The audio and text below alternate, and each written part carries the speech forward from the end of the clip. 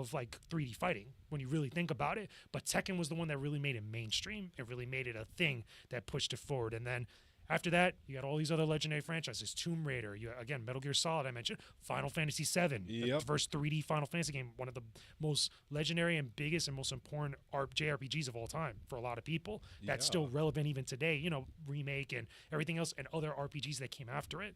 There's a lot of things, and right up to the end of its life cycle, I will say that, it still lingered around even after the PlayStation 2 stuff, but it still had such a cultural relevance and a nostalgia for a lot of people growing up now that we really revere that console, because I think without it, you don't get a lot of things in a lot of modern day gaming. I agree. Yeah, I can agree. I agree. That's an excellent overview of the PS1. Dave, what about you?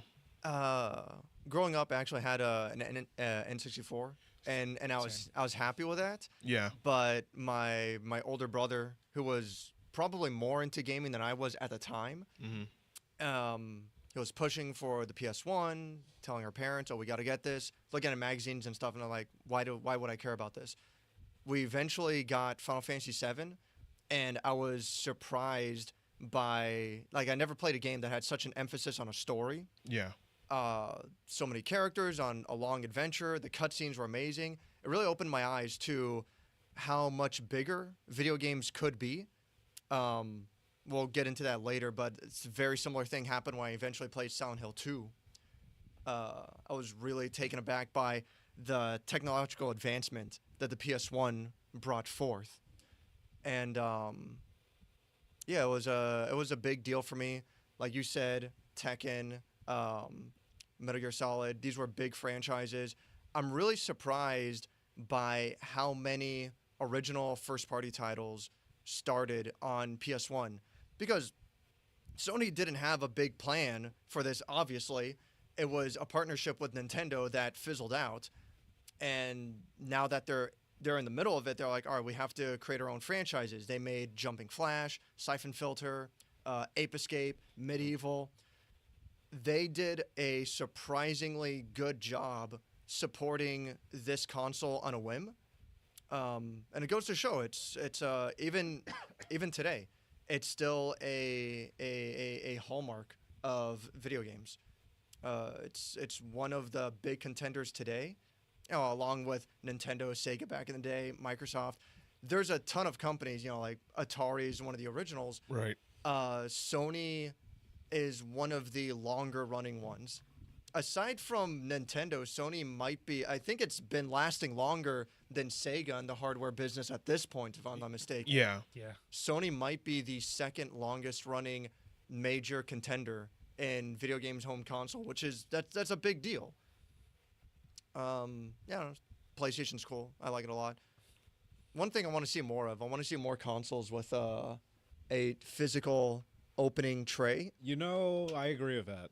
Because that's a very old like It's type of old-fashioned retro tech type of thing. Because the reason why we don't see that now more often, especially with like newer consoles like PlayStation 5 or anything else, is because they go more for a sleek design, because it's like hiding things like that. Because this used to be like an aesthetic, like a real, like, you even see it now with some of the more recent games that have like that retro tech type of vibe to it, where it's like what's old feels new again because it's like in vogue. Right. It's a new aesthetic. It's a retro vibe. Yeah. But I want to see more of that, because as much as these, even the PlayStation 2, the way the disc drive moves out and stuff, that's nice and all, except when it gets really old and the gears start to wear out. Exactly. Mm-hmm. That's happened to my Xbox 360, and I absolutely hate it. Anytime I want to play a 360 game, I have to look up the instructions online, because I always forget. There's a tiny little pin that you get a paper clip, like you break the paper clip open. Right. And you have to really force it to push it in, and the tray will then pop out. Wow. I have to do that to play Xbox 360 games, and all I can think of, you look at the PS1, you look at the third model, which is this one, the PS3, it just slides out. It's very simple. You don't have to worry about parts breaking. Can we just get more of that? I dread the PS5. I dread if the PS6 is not backwards compatible and we have to hold on to our PS5s.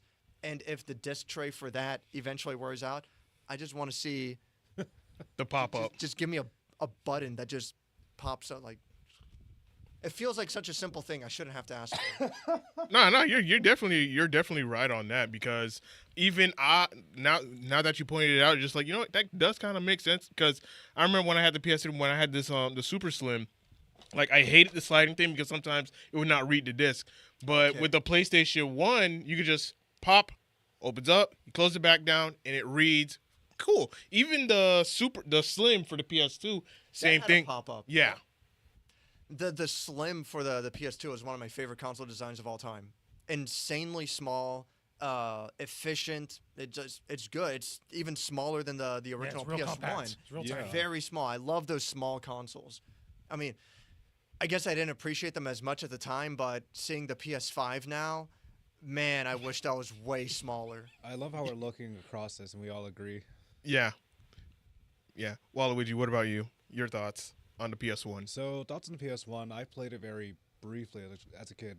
Like, I was born in like mid '90s, '96, so I only had time to play like a few games. But I love how Sony is very impressive with the fact that PS1 were like one of the only few games that had a double disc, like Resident Evil, for example. That's or right. Final Oh, Fantasy, sure. Very true.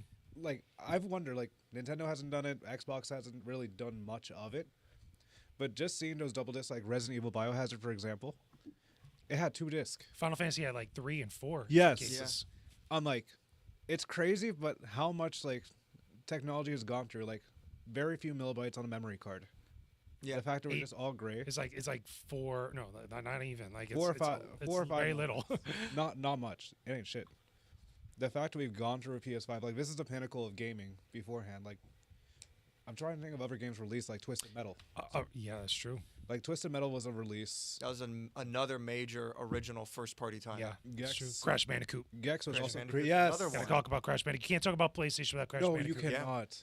You can put a full screen, but holy shit. That was their It's a major very, mascot. that was Yes. the mess, because remember that came out at a time when other companies was surrounding a lot of their branding and marketing around Yes. mascots, because Yeah. Mario, Sonic, Crash, like that. Even I believe the Atari Jaguar tried to at least get something at one point, but really wasn't in the same level as Yeah. like some of these other ones. Sony just kept getting heat. Especially, I still love the opening mechanics so much. Something classic about this, it isn't static. You can also see the laser reader in the bottom, too. I remember reading this briefly about this from Astrobot, or Astro's Playroom. Yep. Wow, I should have played that before coming Celebration. here. As I said, that game is a celebration of everything PlayStation. Yes. Yeah. Wow, I should have played it. But overall, loved the experience I had growing up with this. It was a pinnacle. I never had, like, family having 2 players, but I used to just watch my cousins play Resident Evil, which was very iconic back then.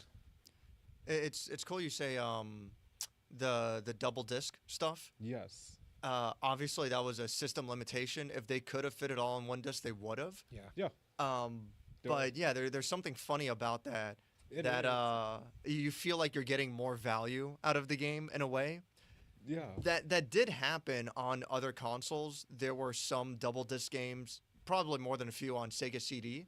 Yes. I know Shenmue for the Dreamcast was 2 discs, and I think an additional disc with extra content. Okay, I don't remember the Shenmue, like the physical, because I didn't own a Dreamcast back in the day. I know that Dreamcast was probably the one, like, I guess not 1-to-1, but like the easiest comparison for people at the time to look at, like PlayStation, be like, okay, here's like another rival thing to it, Absolutely. technologically wise. Yeah, PlayStation was more quote unquote in competition with Sega Saturn. But there wasn't really much of a competition. Saturn was a lot more successful in Japan, but in America is like It was those commercials, Segata Sanshiro. Oh yeah, Yeah, no, those Sega commercials. Yeah, Everybody- I you remember know- that. You know, Segata Sanshiro. Let's go. Oh, I love the one where. Dreamcast had 4 of them. Oh, Okay, and it yeah, had look at 4 that, discs, 4 yeah. discs. Uh, Look at- that's that's for- exactly like a Final Fantasy game, like because Final That's for Fantasy Shenmue. 8 and 9 on PlayStation had It's that. like, hey, we're not going to make a sequel of this game, but we're here to give you some data. I'm like, damn. Yeah, the sequel took forever to Yeah. come out. But yeah, no. Sorry, we like went on a tangent.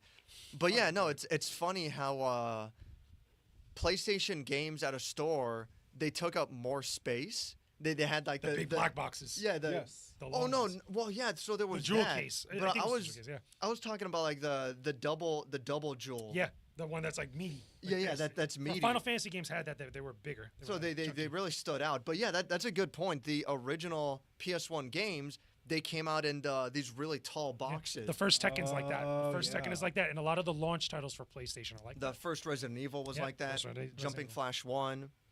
I believe, I'm pretty sure it's one of the really earlier games. Um, but yeah, I think they were trying to imitate what PC games were doing at the time.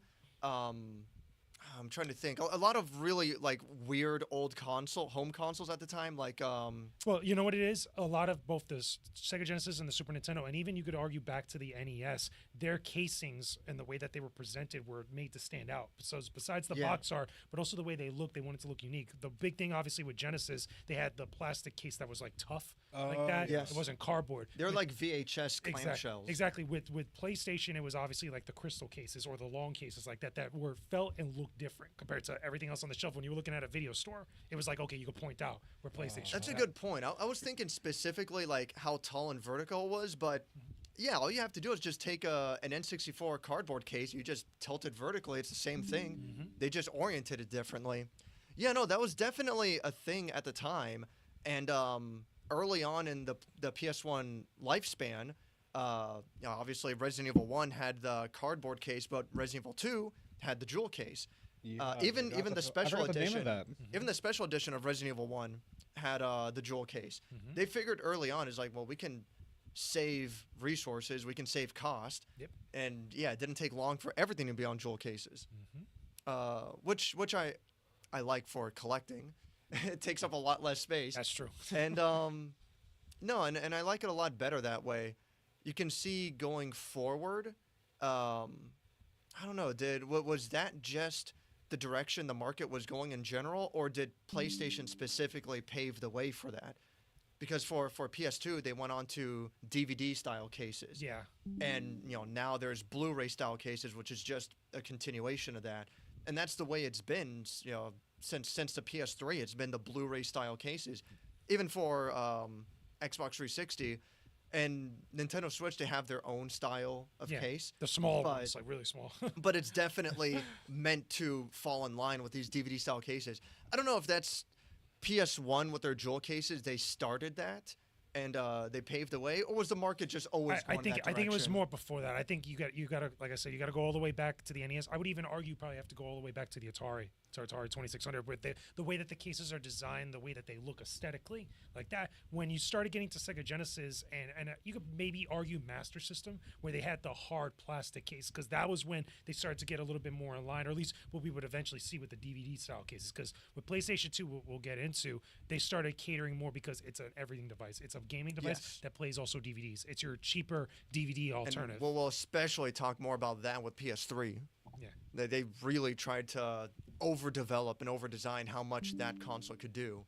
But yeah, that's absolutely. Ever since PS2 especially, they were pushing our console's capable of everything, which was a big selling point, but we'll get into that later. Yeah. All right.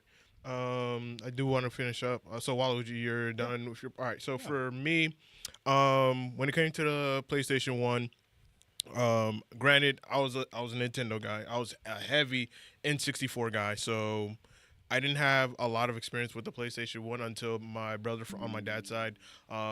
He had one, and we played games on it. And some of the most iconic ones that I remember were Spyro the Dragon 1, 2, and 3. I Another remember. one we forgot to mention. Spyro's a big one. Spyro's huge. Yeah, like Wait, you guys ever played Soul Blade? Of course. Yeah. Oh, yeah, yeah. Well, it was Yes. Soul Calibur, but Soul Blade, Soul Edge. PS1. I just remembered that. Yep, I'm sorry. Sorry to interrupt. so. Yeah, like me and my brother, we would play the Spyro games. We also played, I believe, Mortal Kombat Trilogy. I played Mortal Kombat Trilogy on the PlayStation as well. There was a Beyblade game that I also played on the PlayStation. So I didn't have like a lot of gaming experience on the PlayStation. I had like very few games that I played on it, but I just know specifically just those titles alone were the ones that I remember playing it. And at the time the PlayStation came out, as I said, I was a heavy N64 guy, and I did not care about the PlayStation. I'm like, okay, it's just another console, whatnot, big deal, whatever. Okay, cool. I'm still enjoying my Mario games and whatnot because the N64 offered a lot. But now looking back at the history of PlayStation and just looking at its history, it's just like we would not get to here, which I have very few positive things and some questionable things I gotta say about the PS5. But we wouldn't get here if it wasn't for this. And then, of course, the IPs that the PlayStation that the games came out of the PlayStation, like, you know, I gotta show respect to it because it's the OG of the OG. And as you guys said, Vat, yeah, this is like the second longest console to be in the, you know, console race of all time. So, yeah, that's all much I got to say about the PS1. Off the top of your guys' head, real quick, what would be everyone's more or less favorite game on PS1? Ooh, that's tough because there's so many classics. It's- For me, it's hard. my immediate go-to is Crash Bandicoot 2: The Wrath of Cortex. Mine's is Spyro 2. Okay. Same for Crash Bandicoot, actually. Some people would say Metal Gear Solid. Because Well- I'm going to say some people say Resident Evil. Oh, no, there's there's a too lot of many- arguments. there's too many to pick Yeah, from. there's so Yeah, many there is way classics. too many. So many big ones. And then that's not even getting into like, you know, a lot of the fighting game community stuff that's on there. Oh, The, sure. like Marvel vs. Capcom. I remember playing Tekken 3 on that Tekken as well. 3. Yes, I remember. Tekken 3 is iconic for so many people. Oh my god, I forgot it was PS1 too. Yeah. It's like there's so many you could point to. Like, Man. For me, it's a toss-up between either Final Fantasy 9 or Resident Evil 2. yeah. Oh, I don't know. Yeah. Maybe Resident Evil 3. We also have to acknowledge this was also a big JRPG machine. Oh, a lot of yeah. people, Yes, or a yes. lot of not people. not just Final Fantasy. Some people would go to the Super Nintendo for obvious reasons. I think Of that you course. can make an argument in Japan. It's probably a little bit more so compared to here in I the gotta look States this up, because there was 'cause a there's lot of another game I changes. just But played. PlayStation specifically had a lot of JRPGs that people really got into that were like Yeah. big games. No, I agree. Wild. I definitely agree. All right. With that being said, we're gonna go ahead and move on to the PS2. AKA the GOAT. Oh well. I was ready to turn it, but I just realized it's so awkward. So yeah, we're gonna talk about the PS2 next for those that can see it on stream, and you know we're gonna start the line rotation, starting off with Jake. Oh man, I call it the GOAT for a couple different reasons. Number one, it's one of the best-selling consoles of all time. It's literally one of the biggest, most impactful consoles of all time. I would argue right next to the NES and the Atari 2600 for a number of different reasons. Because this console still maintained its lifespan and relevance in multiple countries well after the PlayStation 3, like way down there. And it's like a lot of it had to do with cost. A lot of it had to do with availability. A lot of it also had to do with functionality because, like I said, this is a DVD player that also plays games. Yes. This is people bought this instead of a DVD player back in the day. Yep. But when you ignore all the technological stuff about it, you know, with the memory card, 8 megabytes memory card, the software inside of it, the home screen, that iconic, And the back expansion bay for the hard yeah. drive stuff, for the internet play, for Final Fantasy 11 I and many forgot other about stuff, that. and SOCOM, like the iconic games and franchises that came with this thing, Devil May Cry, God of War. Yep. I mean, the list goes on. Like Ratchet and Clank, like Sly Cooper, Jack and so Daxter. many games to point to, and so many sequels and iterations of franchises that like are still relevant today, that are re-released even today, that come from this thing. And then that's not even getting into stuff because I know it was in the PlayStation 1 as well, but even with this one, the multi-tap, you know, a lot of stuff. I mean, if you're into wrestling games, this was a big wrestling game machine. And fighting games, again, Capcom versus SNK 2, Marvel versus Capcom 2, Soul Calibur 2, Soul Calibur 3. Like, the list goes on and on and on and on. And it's one of those consoles that everybody that I've spoken to that was around when this first released, even now, later on afterwards, even if they weren't alive back then, has nothing but a lot of great stuff to say about it. And there's a lot of valid reasons for that. Oh, Damn. definitely. Yeah. Like, go.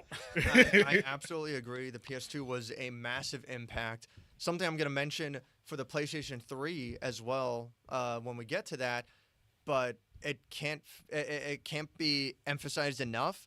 Backwards compatibility, that wasn't a big thing back in the day. Yeah. The Super Nintendo had it with no, I'm sorry, I don't think Nintendo ever released a backwards compatible add-on for Super Nintendo. I No. might be mistaken. No, not. They had the Super Game Boy, which allowed you did to play have Game that. Boy, Yeah. but not NES games. Which that was nice. The Sega Genesis, they did release an official add-on for Master System games, Yeah. the Power Bay converter. And then they had the whatever it's called. 32X, which is another separate thing afterwards. Yeah. But to have it built in for you to say, you know, your entire library, it carries over, no exceptions, no frills. Maybe there were like one or two that That odd had games. technological problems. Like Yeah. MK Trilogy, I know had problems with PlayStation 2, and there was a few Yeah. others that were like random games like that did that. But we're going to talk about how upset I am that backwards compatibility isn't as emphasized anymore. Not nearly as much these days. Yeah. But yeah, that was a really big deal for me. That not only do all my old games carry over, but any games that I missed that I still wanted to play, You could play right on that bad boy. I didn't have to hold on to my PS1. I could keep playing that on PS2. Yeah. And Yeah, PS1 was definitely the game or the console that made me look at the competition. I stayed with Nintendo for so long, Yeah. but PS1, I'm like, oh, there's other stuff, and they're doing really interesting things, not just with hardware power, but what does that hardware power allow them to accomplish? But with PS2, specifically, my brother rented Silent Hill 2 on a whim, and he's like, "Oh, this game is so scary." I'm like, "What game is scary? It's a video game. Who cares?" And if you ever play the game, you get to the it's already spooky early on, but you get to the apartment and how dark it is, and you're going down these really narrow hallways. I'm like, I don't want to play this anymore. It messes with you. It really It messes with you. I was really surprised. I don't mean to overhype it too much, but that specifically was the game that made me look at video games as an art of like what can be accomplished with a game that's unique to video games that movies aren't capable of, that novels aren't capable of. What are the emotions that a video game specifically can pull out of you? And I feel like the PlayStation 2 had a surprising amount of those. You have examples like Metal Gear Solid 1 on PS1, but PS2, it felt like almost every other game. They were trying to push some kind of boundary. Granted, you have really goofy voice acting in Devil May Cry 1, for sure. Yeah. But it was the generation where voice acting became more of a standard. Yeah, Yeah. it's facts. 100%. 100%. First game to really do that was The Bouncer that I remember. That Oh, was sure. one of the first, not a launch title, but a launch window of that console. Yeah. It was the first year. Yeah. I remember. PlayStation 1, yeah, you had CD quality music that sounded good. PlayStation 2 pushed that further. It was still CD quality, but it sounded much nicer. It was much better.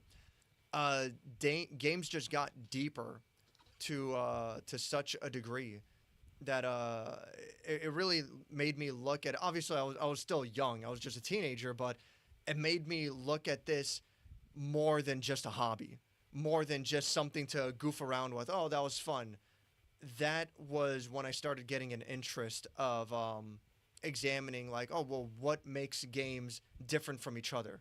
What is the standout quality of one game or another, so to speak? The PlayStation 2 was the console by far that really opened my eyes to that. Oh, and then also worth saying, this started a bit with the Dreamcast, but the idea of like arcade perfect ports, you got a few of the games on Dreamcast, but by the time of the PlayStation 2, granted, PlayStation 2 was only a year after the Dreamcast, but so much changed by that point. By the time of PlayStation 2, the advantage that arcades had was dwindling very fast. Rapidly, big time, because with home console gaming. Really true. caught up a lot Oh, yeah. with that. During the PlayStation 1, you still went to arcades to play the preferred versions of Virtua Fighter, of Tekken, and even 2D fighting games. They were superior in the arcades. The PS1 started to shrink that. Dreamcast shrunk that a lot. By the PS2, arcades lost so much of their advantage. All they had at that point is if you really wanted fighting sticks, they were still better in the arcade. But yeah, as far as like graphically and what home consoles were capable of, Yeah. like our arcades started dying out really hard at that point. And by the PS3, arcades were basically gone. Yeah, Yeah. facts. Your turn, Waluigi. Waluigi. Damn, you took most of my thoughts. I'm but the really fact- sorry. No, you're fine. You're fine. There's the fact that there's like 4,378 games on this console specifically is absolutely nuts. Everybody wanted to have their games on it because That- everybody had one. That's why. That's another thing that we didn't even talk about. Yeah, I was looking this up while you guys were talking. I'm just the like shocked. PS2, I think it's easier to make game. I'm sorry, I keep talking over you. You're fine. This is our I- podcast. You're fine. I think it's easier to make games than ever before in terms of available resources. And if you go on the PlayStation 5 online store, there's a mess of like $1.50 nonsense games. PSN. It's not even fair. yeah. It's not even fair to say that like later consoles have a bigger library, whatever. If you look back at the PlayStation 2 library, each game had to be published. Granted, not all of them were Yeah. of the highest quality. but each game had to be published and have like a It had to go physical through- disc. it had to go through a There was no process. digital games or anything. Yeah. Yeah. The size of the PS2 library is astounding. It's ridiculous how huge it is. Yeah, like every movie had a game for some reason. yeah. Oh, so Yes, I remember that started before PlayStation 2, I but know. like it really was like it big no when it doubt. hit PlayStation Like 2. you have niche games like Winnie the Pooh. You have like Yeah. other stuff. Then you get Lord of the Rings. Spider-Man. You had like some of those Jet Harry Li Potter. movies. So many Harry Potter Yeah. games. Batman Begins. Even Yeah. SpongeBob the movie. Right. Oh yeah. Yeah. Like you have a lot of copies, a lot of creativity, and you have a lot of inspiration. And then you have like a bunch of random Japanese games that came out like Point Hack, or you have like some mech games coming out, or you have WWE. God Hand. Like yes, God Hand's a God fantastic Hand is the example. Bouncer is another one I could say. Like Tekken so 4 many. was a good iconic game around that time. Tekken 5 though. Yes. Yes. 5. That's when things. I really just love. cooking. I specifically only love Tekken 4 because of the beach theme. Mm. That audio just it motivates me. Not important now, but also the fact that Dance Dance Revolution also had Oh, a controller for it specifically, Oh, like a dance. Guitar Hero. Guitar Yes. Hero is iconic with this Yes, it console. It is. is a huge that specifically Guitar Hero. It didn't start the music genre, but it really made it mainstream. Like for Yeah, a lot of things. 'Cause really then did. from there you get Rock Band, you get everything else that Like follows it. it is super niche. Mm-hmm. But the fact that there's still like over to 4,000 games, not many games could beat that, or consoles couldn't compete with that type of level within. When did it release? Early 2000. 2000, 2001. yeah, somewhere around. Because Yeah. it was right around the new millennium. Because around 2000, I want to say is when the launch of the console was. Again, you might have to look it up. Okay. But there was like it was right at the tail end of like that really hype time frame when PlayStation 1 was still getting like those last hurrah games. So like after Final Fantasy 9, Yeah. after stuff like that. I looked up when the last game was made, and it was 2014. Yeah, like Yeah, PlayStation 2 it's was around for a ridiculous. while because FIFA of was the the last countries that game. had it. FIFA 14 was the last game that was made, and that's nuts. Yeah. Wow. Yeah, even I though did it's not just know a that. yearly sports game, the fact that companies wanted to keep supporting this console Yes. for so long because it was so ridiculously successful is crazy. Yeah, there's so- so many titles. So something else I want to bring up. The PlayStation 1 had quite a few really creative, very different kind of games. Experimental. Experimental. That's the word I'm looking for. Yeah. Like Jumping Flash was kind of a first-person shooter in a way, but it was mostly platforming. So a first-person platformer, that's weird. The PS2, like a quarter of the entire library was just weird-ass games. That's true. Really? If you look at, I believe Ubisoft had a publishing label called Fresh Games that was specifically for publishing weird games from Japan. One of them was Mr. Mosquito. Oh yeah, Mr. Mosquito. One of I my favorite games. Heard of that game actually? It's on PS Plus right now in the I'm classics. so glad they brought it back. It's so funny. I It's have to taken see way the too review. long. It's weird. And it was like, oh my god, I bought that game for cheap when I was like in high school, early college. I'm like, oh, I love this game, and then I sold it because I need money, whatever. And once I had a job and I can have money again, I want to buy it, and it's like going for $100.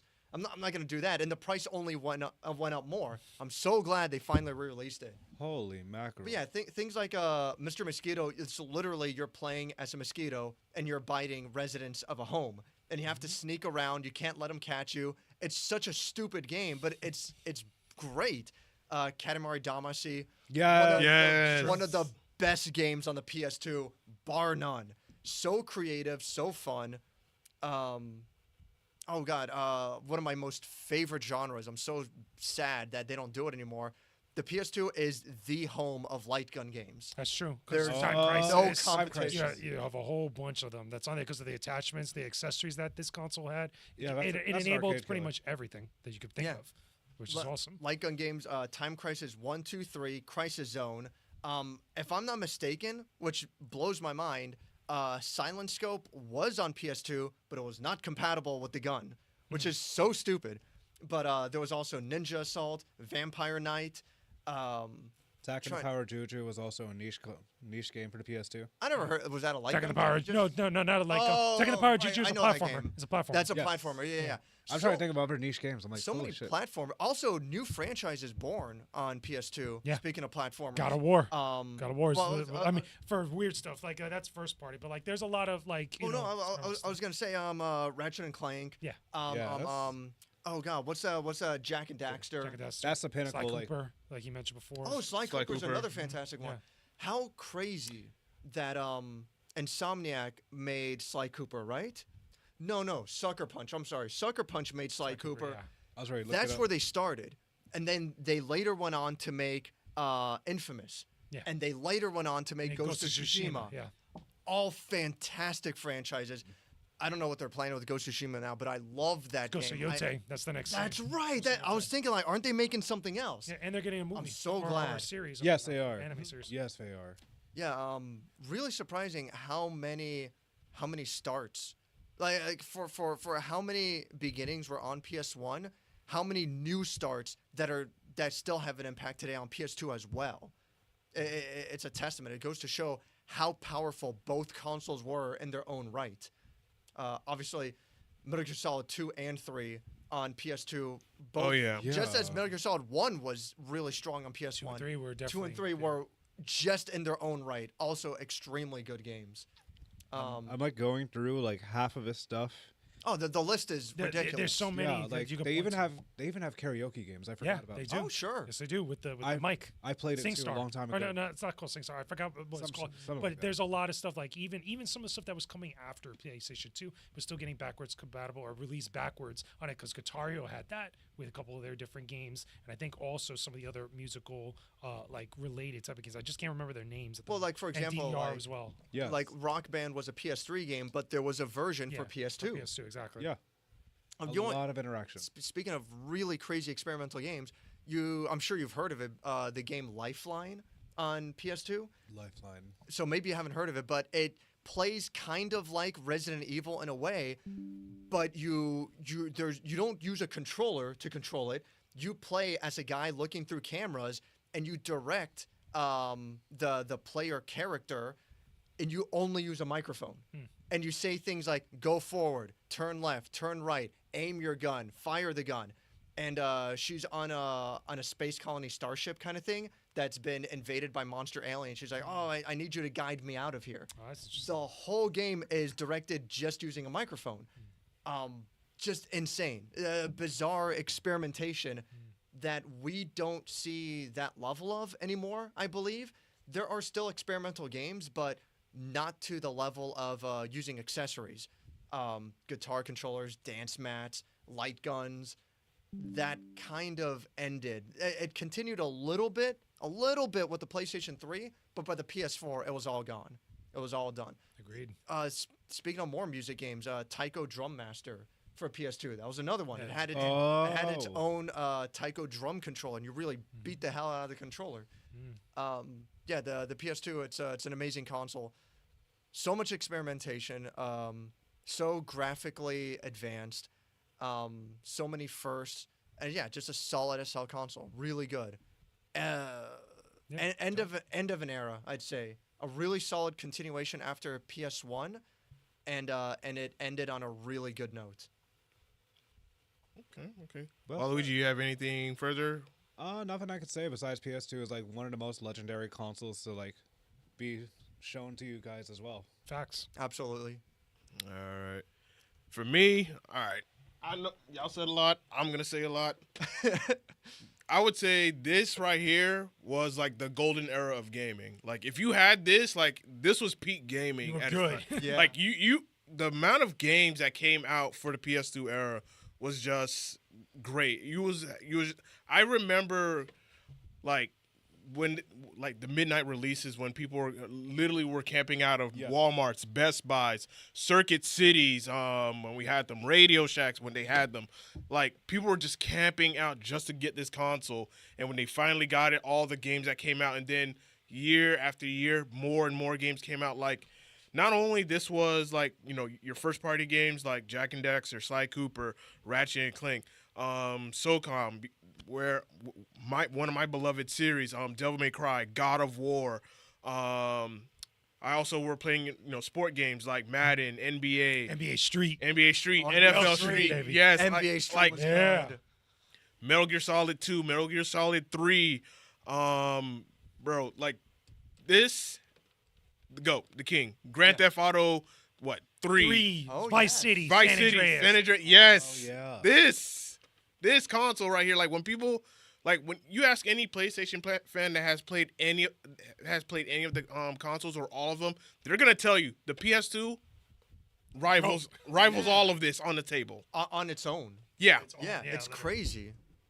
Absolute facts. Can everyone even mention their favorite game on PS2? The library is ridiculous. Yeah, You can't just talk about one. That's the problem. Like, there's so many. Like, And this was also during the time where we were getting demo disc in the mail. Yes. Especially if you subscribe PlayStation to Underground. especially if you subscribe to like a service Yes, or whatnot or a magazine, you would get demo disc. And I remember playing so I still many have demos. a couple of mine from back in the day. This was, by the way, other iconic games. A lot of people, especially now, if you're in the anime or otaku scene, Kingdom Hearts. Yes. Yep. That's another. Massive. And there's a reason why that's a little bit different than some of the other games that were JRPGs or role-playing games at the time, because that was a blend of Disney and Squaresoft, or Square Enix eventually. Yes. And that was a thing because a lot of people looked at it as like a Disney game, and it wasn't what they expected. Yeah. Yeah. And keep in mind also, too, we should mention the marketing for this thing, the Yes. commercials. Yeah. I don't know if you guys remember, besides the magazine stuff, but the commercials for games when they were coming out, that was the era for video game commercials. Yes. Yeah. Like a lot of people point to Super Nintendo, Sega Genesis, that era, and that was what it was.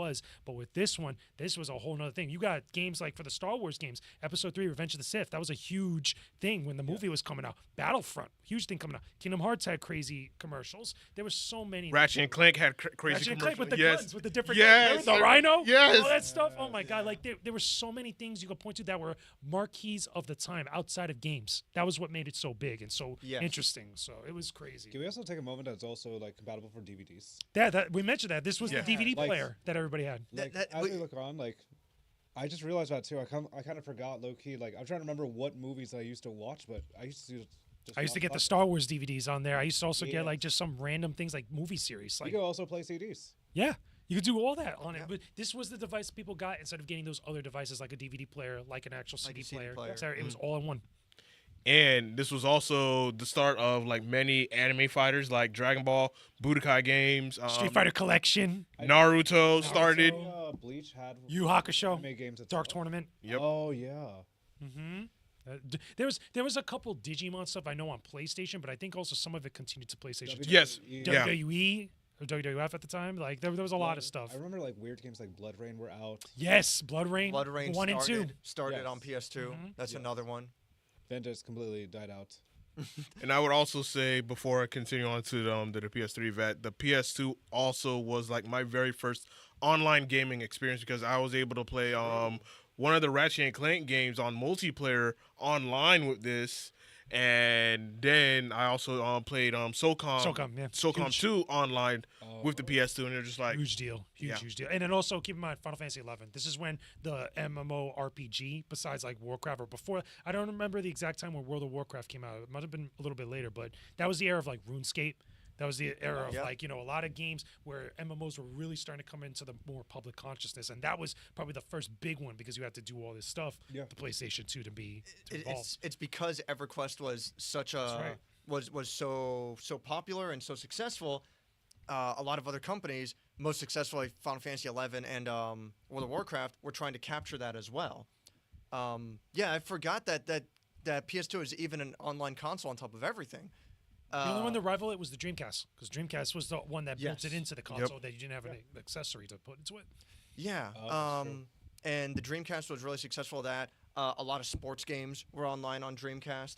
But And this then- one had a ridiculous amount of sports games. But yeah. That too. worked- It's that worked. Oh, yeah. insane. A lot of good ones that were alternative to simulation. Because remember, the Street series, FIFA Yes. Street, NFL Arcadey. Street, Yes. arcadey style games that were much more different than what you got with the simulation, like 2K, Madden, etc., NBA Live, like the FIFA. Need for NHL, Speed. MLB The Show. EA was just on a roll. Yeah, EA Big. You guys remember EA Big? I do. Yes. Yep, that was all that whole line, and then SSX, like Oh, the Tony snowboard Hawk. games. Yes. Tony Hawk. The list goes on. Yeah. Yo. Tony Hawk started on on PlayStation PlayStation 1, yeah. But Tony Hawk But there were 3, so many 4, sequels. Yes. Tony Hawk's Yeah. Underground, like oh my god, dude. Oh god, Tony Hawk's Underground. That's if I'm gonna pick one game on PS2, I believe Devil May Cry 3 is Same. That Yeah. was huge, one of the huge single game. greatest I agree. games of all time. Yeah. I'd say it's the number one on PS2. But man, from my personal history, Tony Hawk's Underground was a really big deal to me. the story mode and how expansive that world was. For a Tony Hawk game, you don't expect much for a skateboard game. Yeah. Different. I yeah. just think it's going to be something goofy to have fun with, but it actually had a surprisingly fun story to follow. Really made you hate that character, the rival villain in Tony Hawk's Underground. His name was Eric Sparrow, which was a stupid, like, making fun of Tony Hawk, Eric Sparrow. He's That's the villain rival. Yeah, so many good games, man. But yeah, the whole PS2 console it's amazing. It's so good. Oh yeah.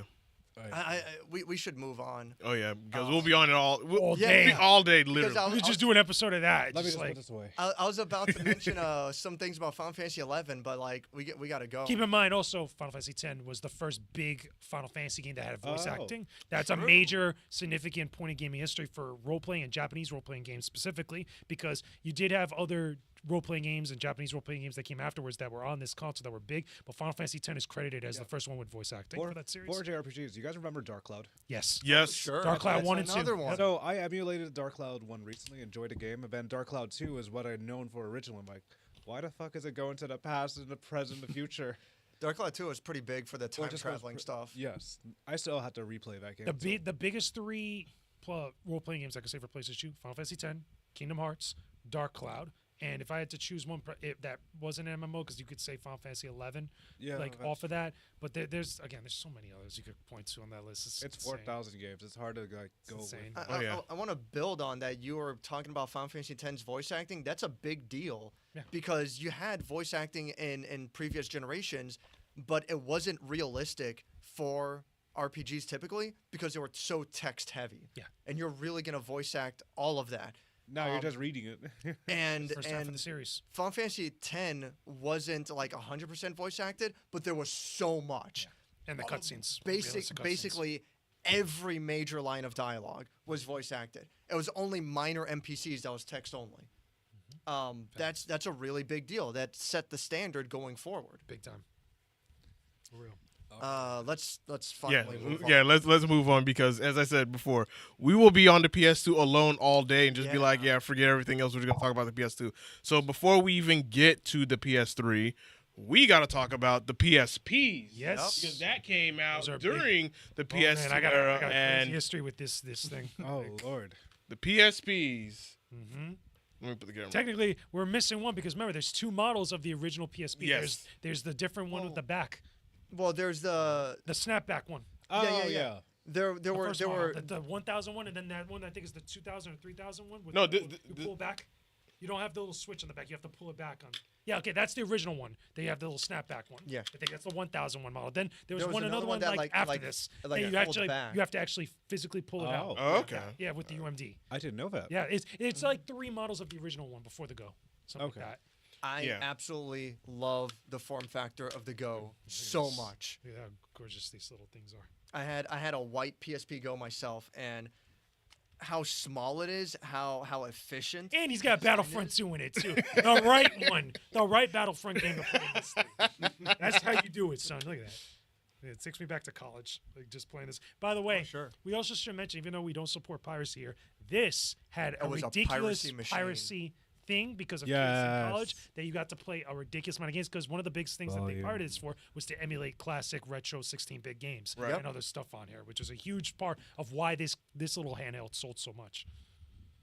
When I was going to college at Florida Atlantic University, I specifically had a white PSP Go, and I pirated it, and I played a lot of Game Boy Advance games. on it. Yeah, that Damn. was about right. I I'm so played. shocked. I played a lot of Fire Emblem. I played a lot of Yoshi's Island, which was the port of the Super Nintendo game. Damn. I loved that thing, and I also played PSP games. I played so much of Metal Slug Double X. Monster Hunter for me Yep. on there. Monster was huge on that. Monster- That's where I got my start. What Mhm. Monster Hunter started on PS2. PS2. I Yeah, was gonna and say then PS1, got but no, it big was on that. PS2.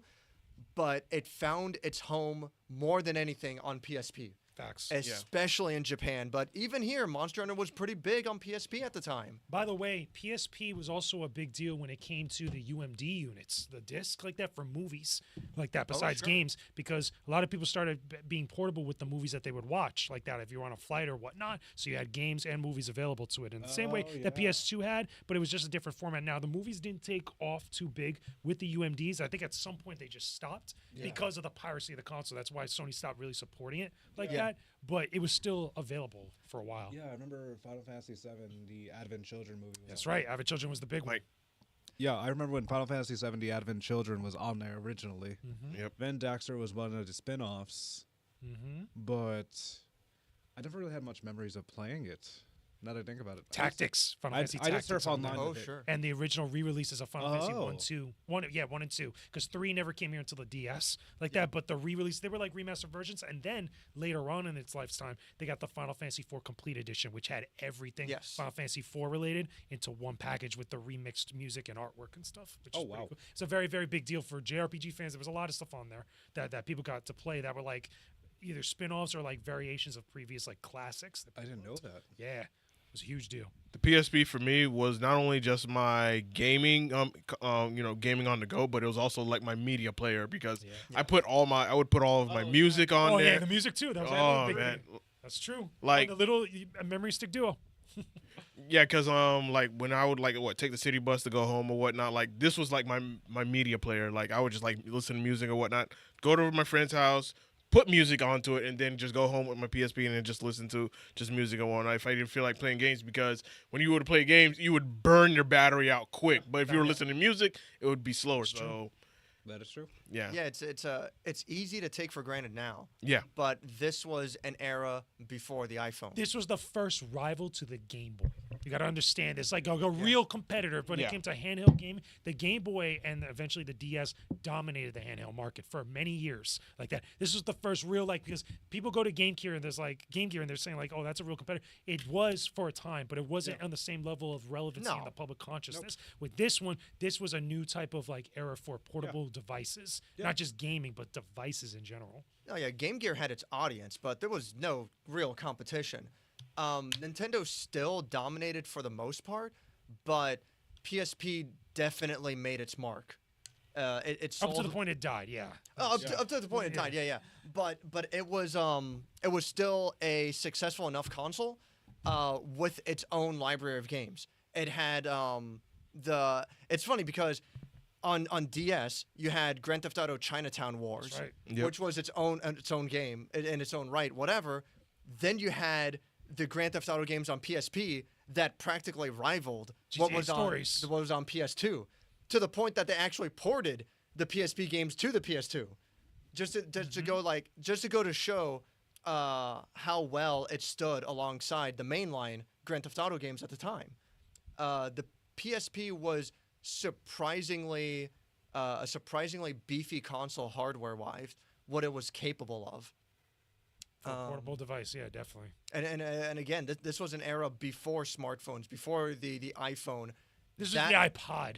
Like, Before the was it before the no, iPod? no, it was during the iPod. It was era. during the It was iPod during era? because Okay. remember when the PSP Go or the PSP Go came out. This is when smartphones or phones in general, mobile phones, started to get a little bit more clever with their design and what their functionality was. That was supposed to appeal to cell phone users at the time. That was like a Oh. big thing where not only it was a multimedia device, we could do multiple things besides play games. Like that. Right, Now, keep in mind there was also a unit of the PSP that actually had it that they later kind of did something similar with the Vita, where you could actually connect to a 3G network at the time. It was very short-lived because, again, when the Vita came around and stuff, it just got way too expensive. Yeah. So they ended up releasing a model without that functionality to keep the price down. That's Yes.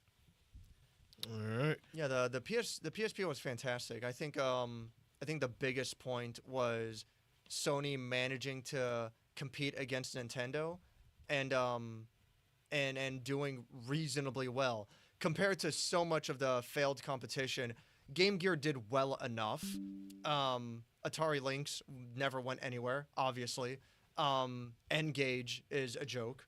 Engage was more like a phone company trying to get into gaming. Yeah. That was never going to work because the game just didn't work well. Just wasn't a thing. Yeah, no, disengage. PSP. Disengage. Yeah, that's true. Disengage. That was pretty good. Disengage. Wrap it up. Like disengage. So funny. PSP. It has a solid place in history. Yes. One of my favorite games I really remember is oh god, Crisis Core. Crisis Core. Yes, I remember that. Oh, Crisis right, Core right. and Dissidia Final Fantasy. Yes. The City of Final Fantasy was Huge a cool games. fighting game. And, Yeah. and then fighting games, specifically Tekken Dark Resurrection. Yes, I was ready to say That that. was specifically They, on they that. also had a really good port of Darkstalkers on PSP as well. That's right. The Damn. collection little thing that they had. There was a couple collections of fighting stuff, and like from Capcom specifically on there. That was pretty good because they had a lot of classics that they put together, like Hyper Fighting, Street Fighter 2, and then a lot of older Capcom like arcade games. That was pretty dope. Oh, I didn't know A that. game I really want to see return is Metal Gear Acid 1 and 2. Oh yeah, Metal Gear Acid was on there. That's right. That was a Those really never got cool- ported to other places, which is Yeah. weird.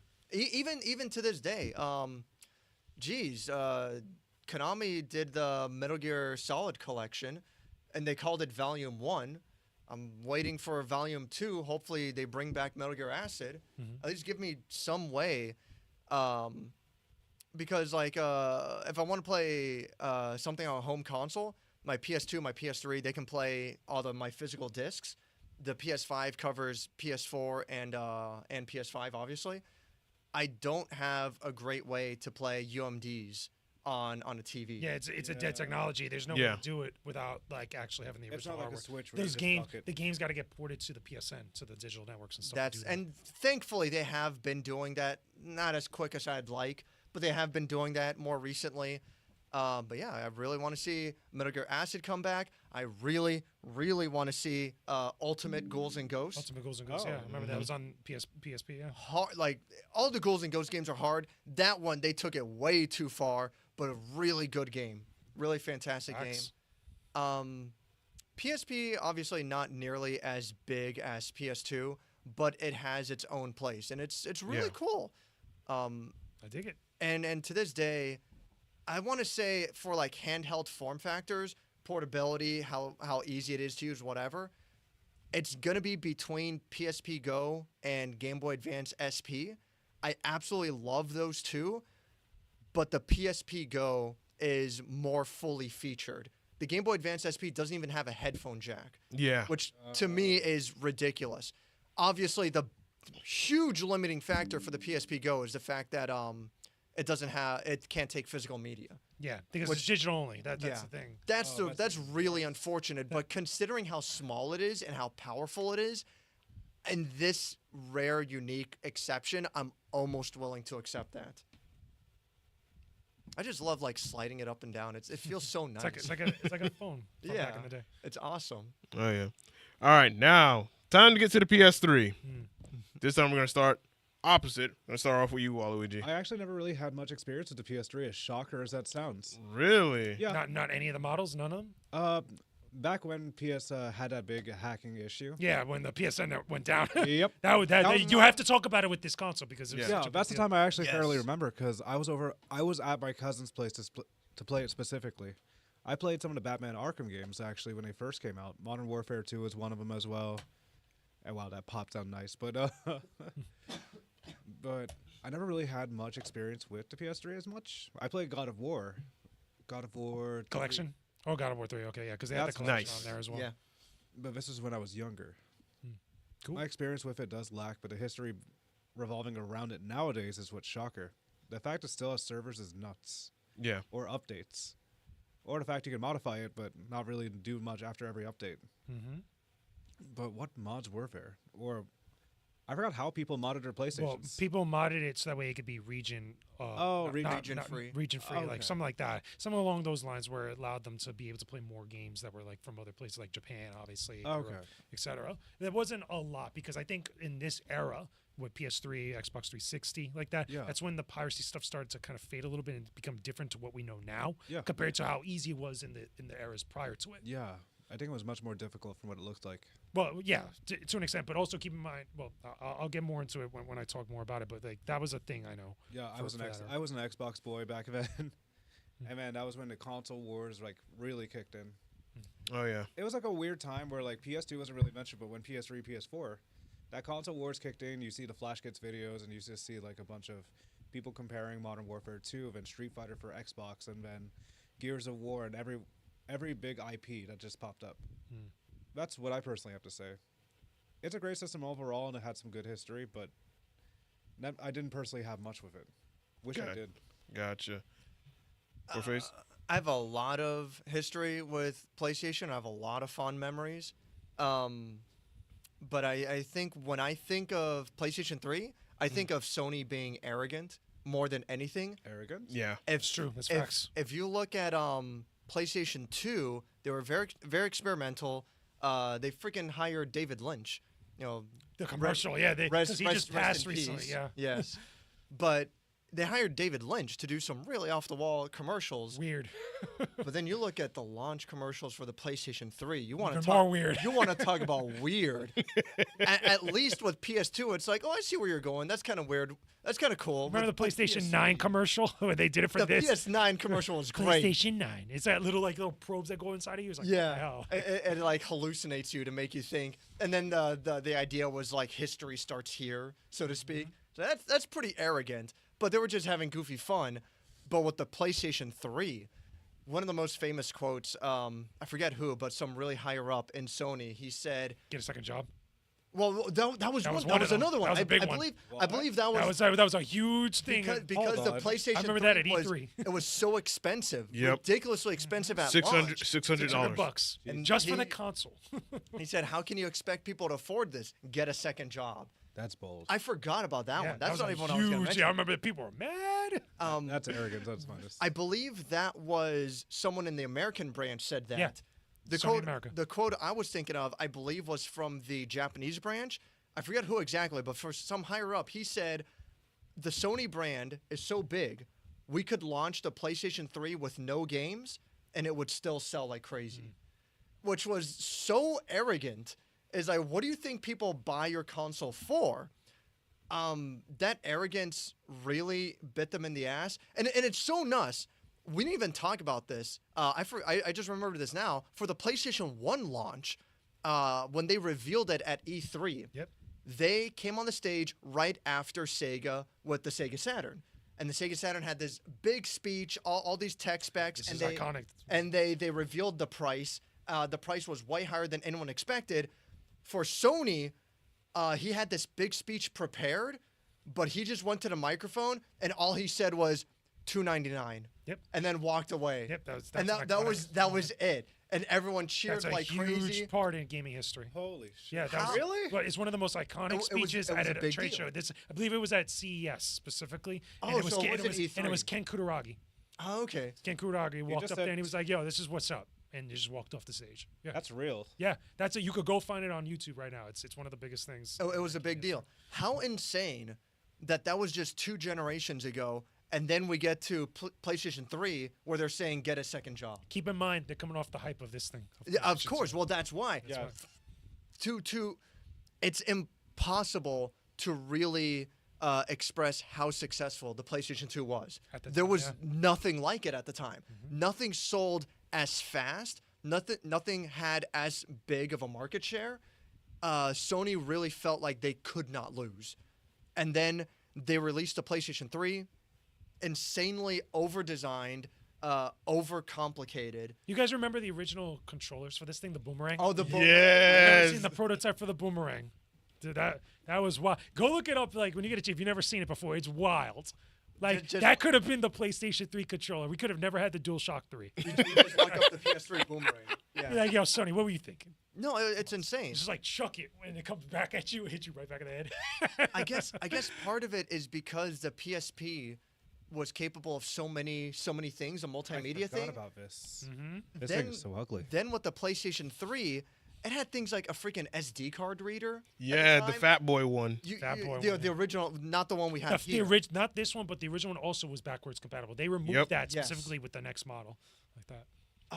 Yeah, it's I feel like they tried to do too much with the PlayStation 3, and eventually they brought down the price. But I think what It can do helped, everything. what It only does what- everything. I what remember the helped marketing them- for it, yeah. What helped them more than anything was Microsoft shooting themselves in the foot several times, specifically with the Red Ring of Death. Yeah. Yeah, but that came later on. in That life came cycle. later. Much later.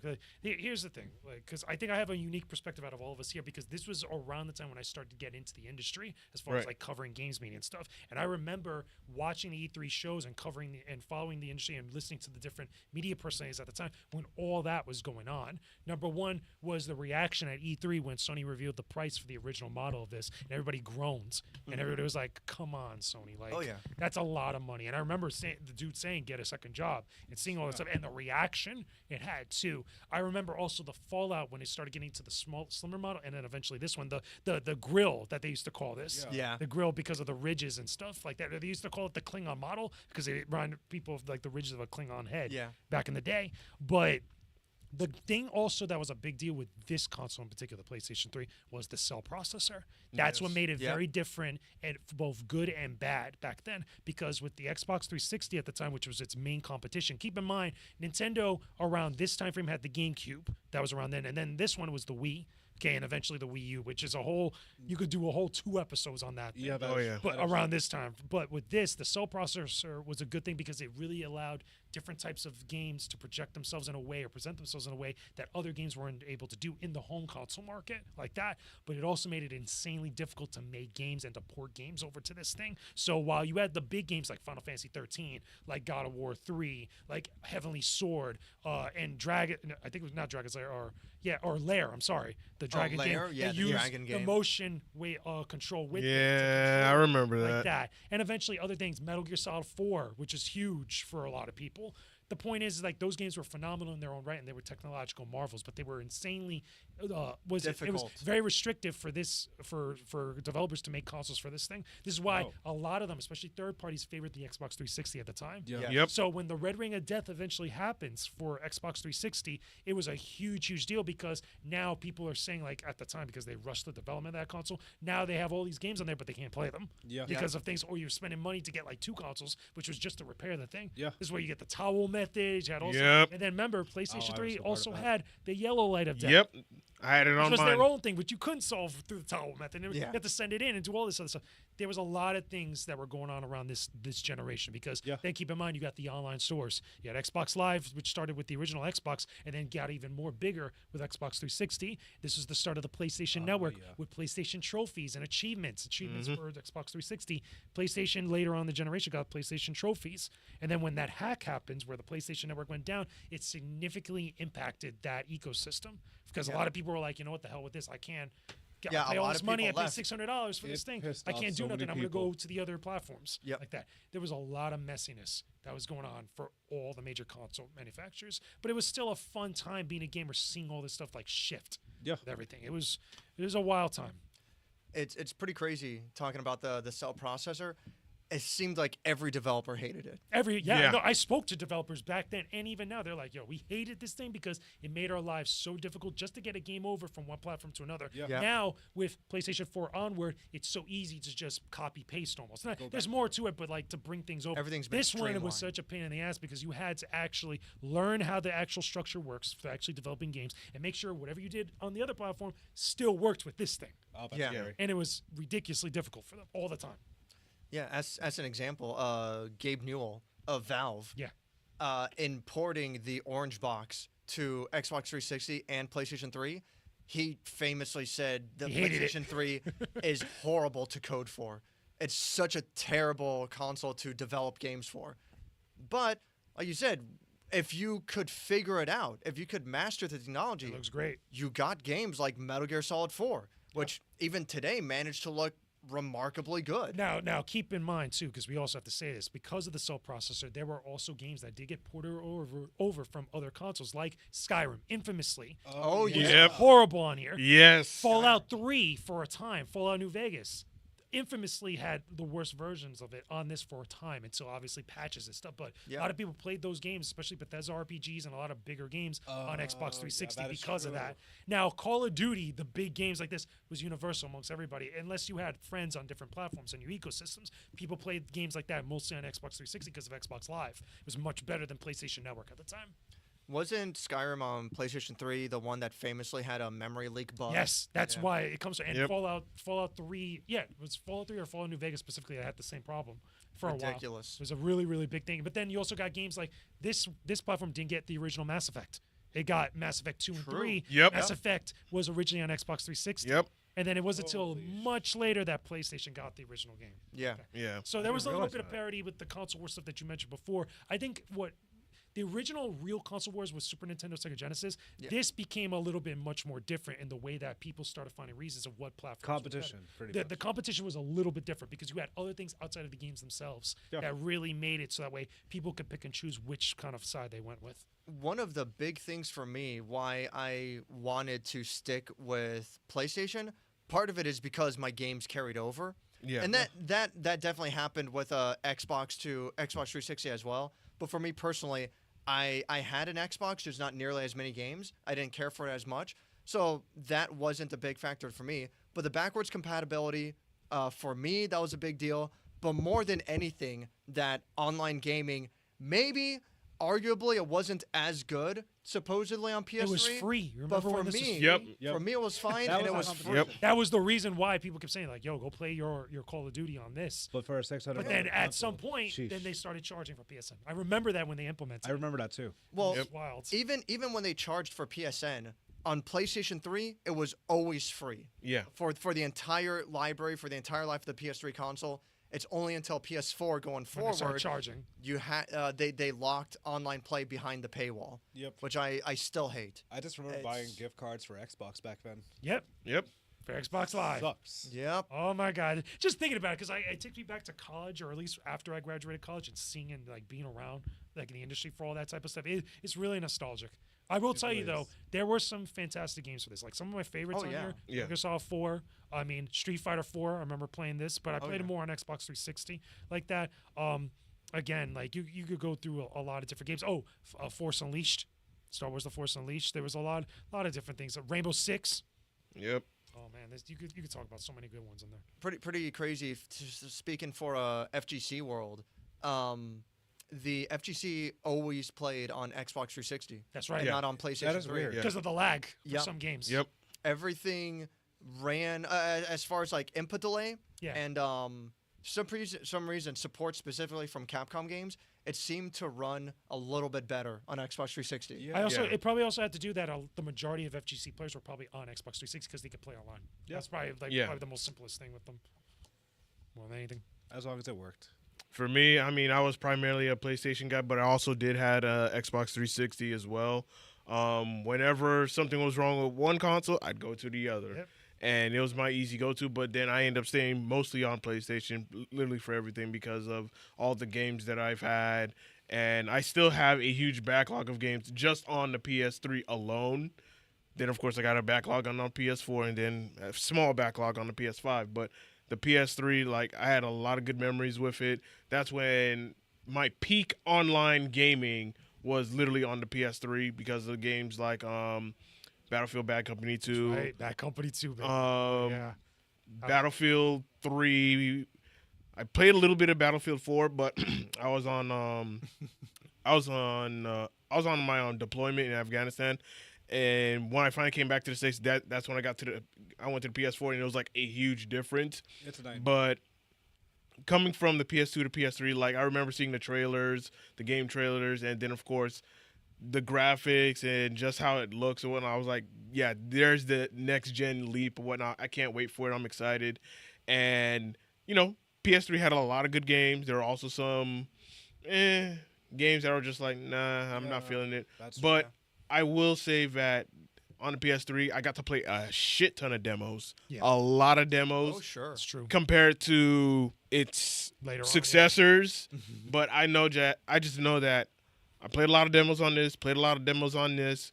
Midnight releases at Yeah, GameStop. this was the last era of midnight Yeah, releases right here. right here. Right here is when it was midnight releases. Like, Because then after that, it was just like no midnight releases. let me ask you a question because you might remember this too, Yeah. especially many of you guys that are in the fighting game community. Do you guys remember getting converters for your arcade sticks to go between the different platforms? No. You guys I remember? never- Okay, I so never- I so never for was anybody one that of doesn't them. know, right?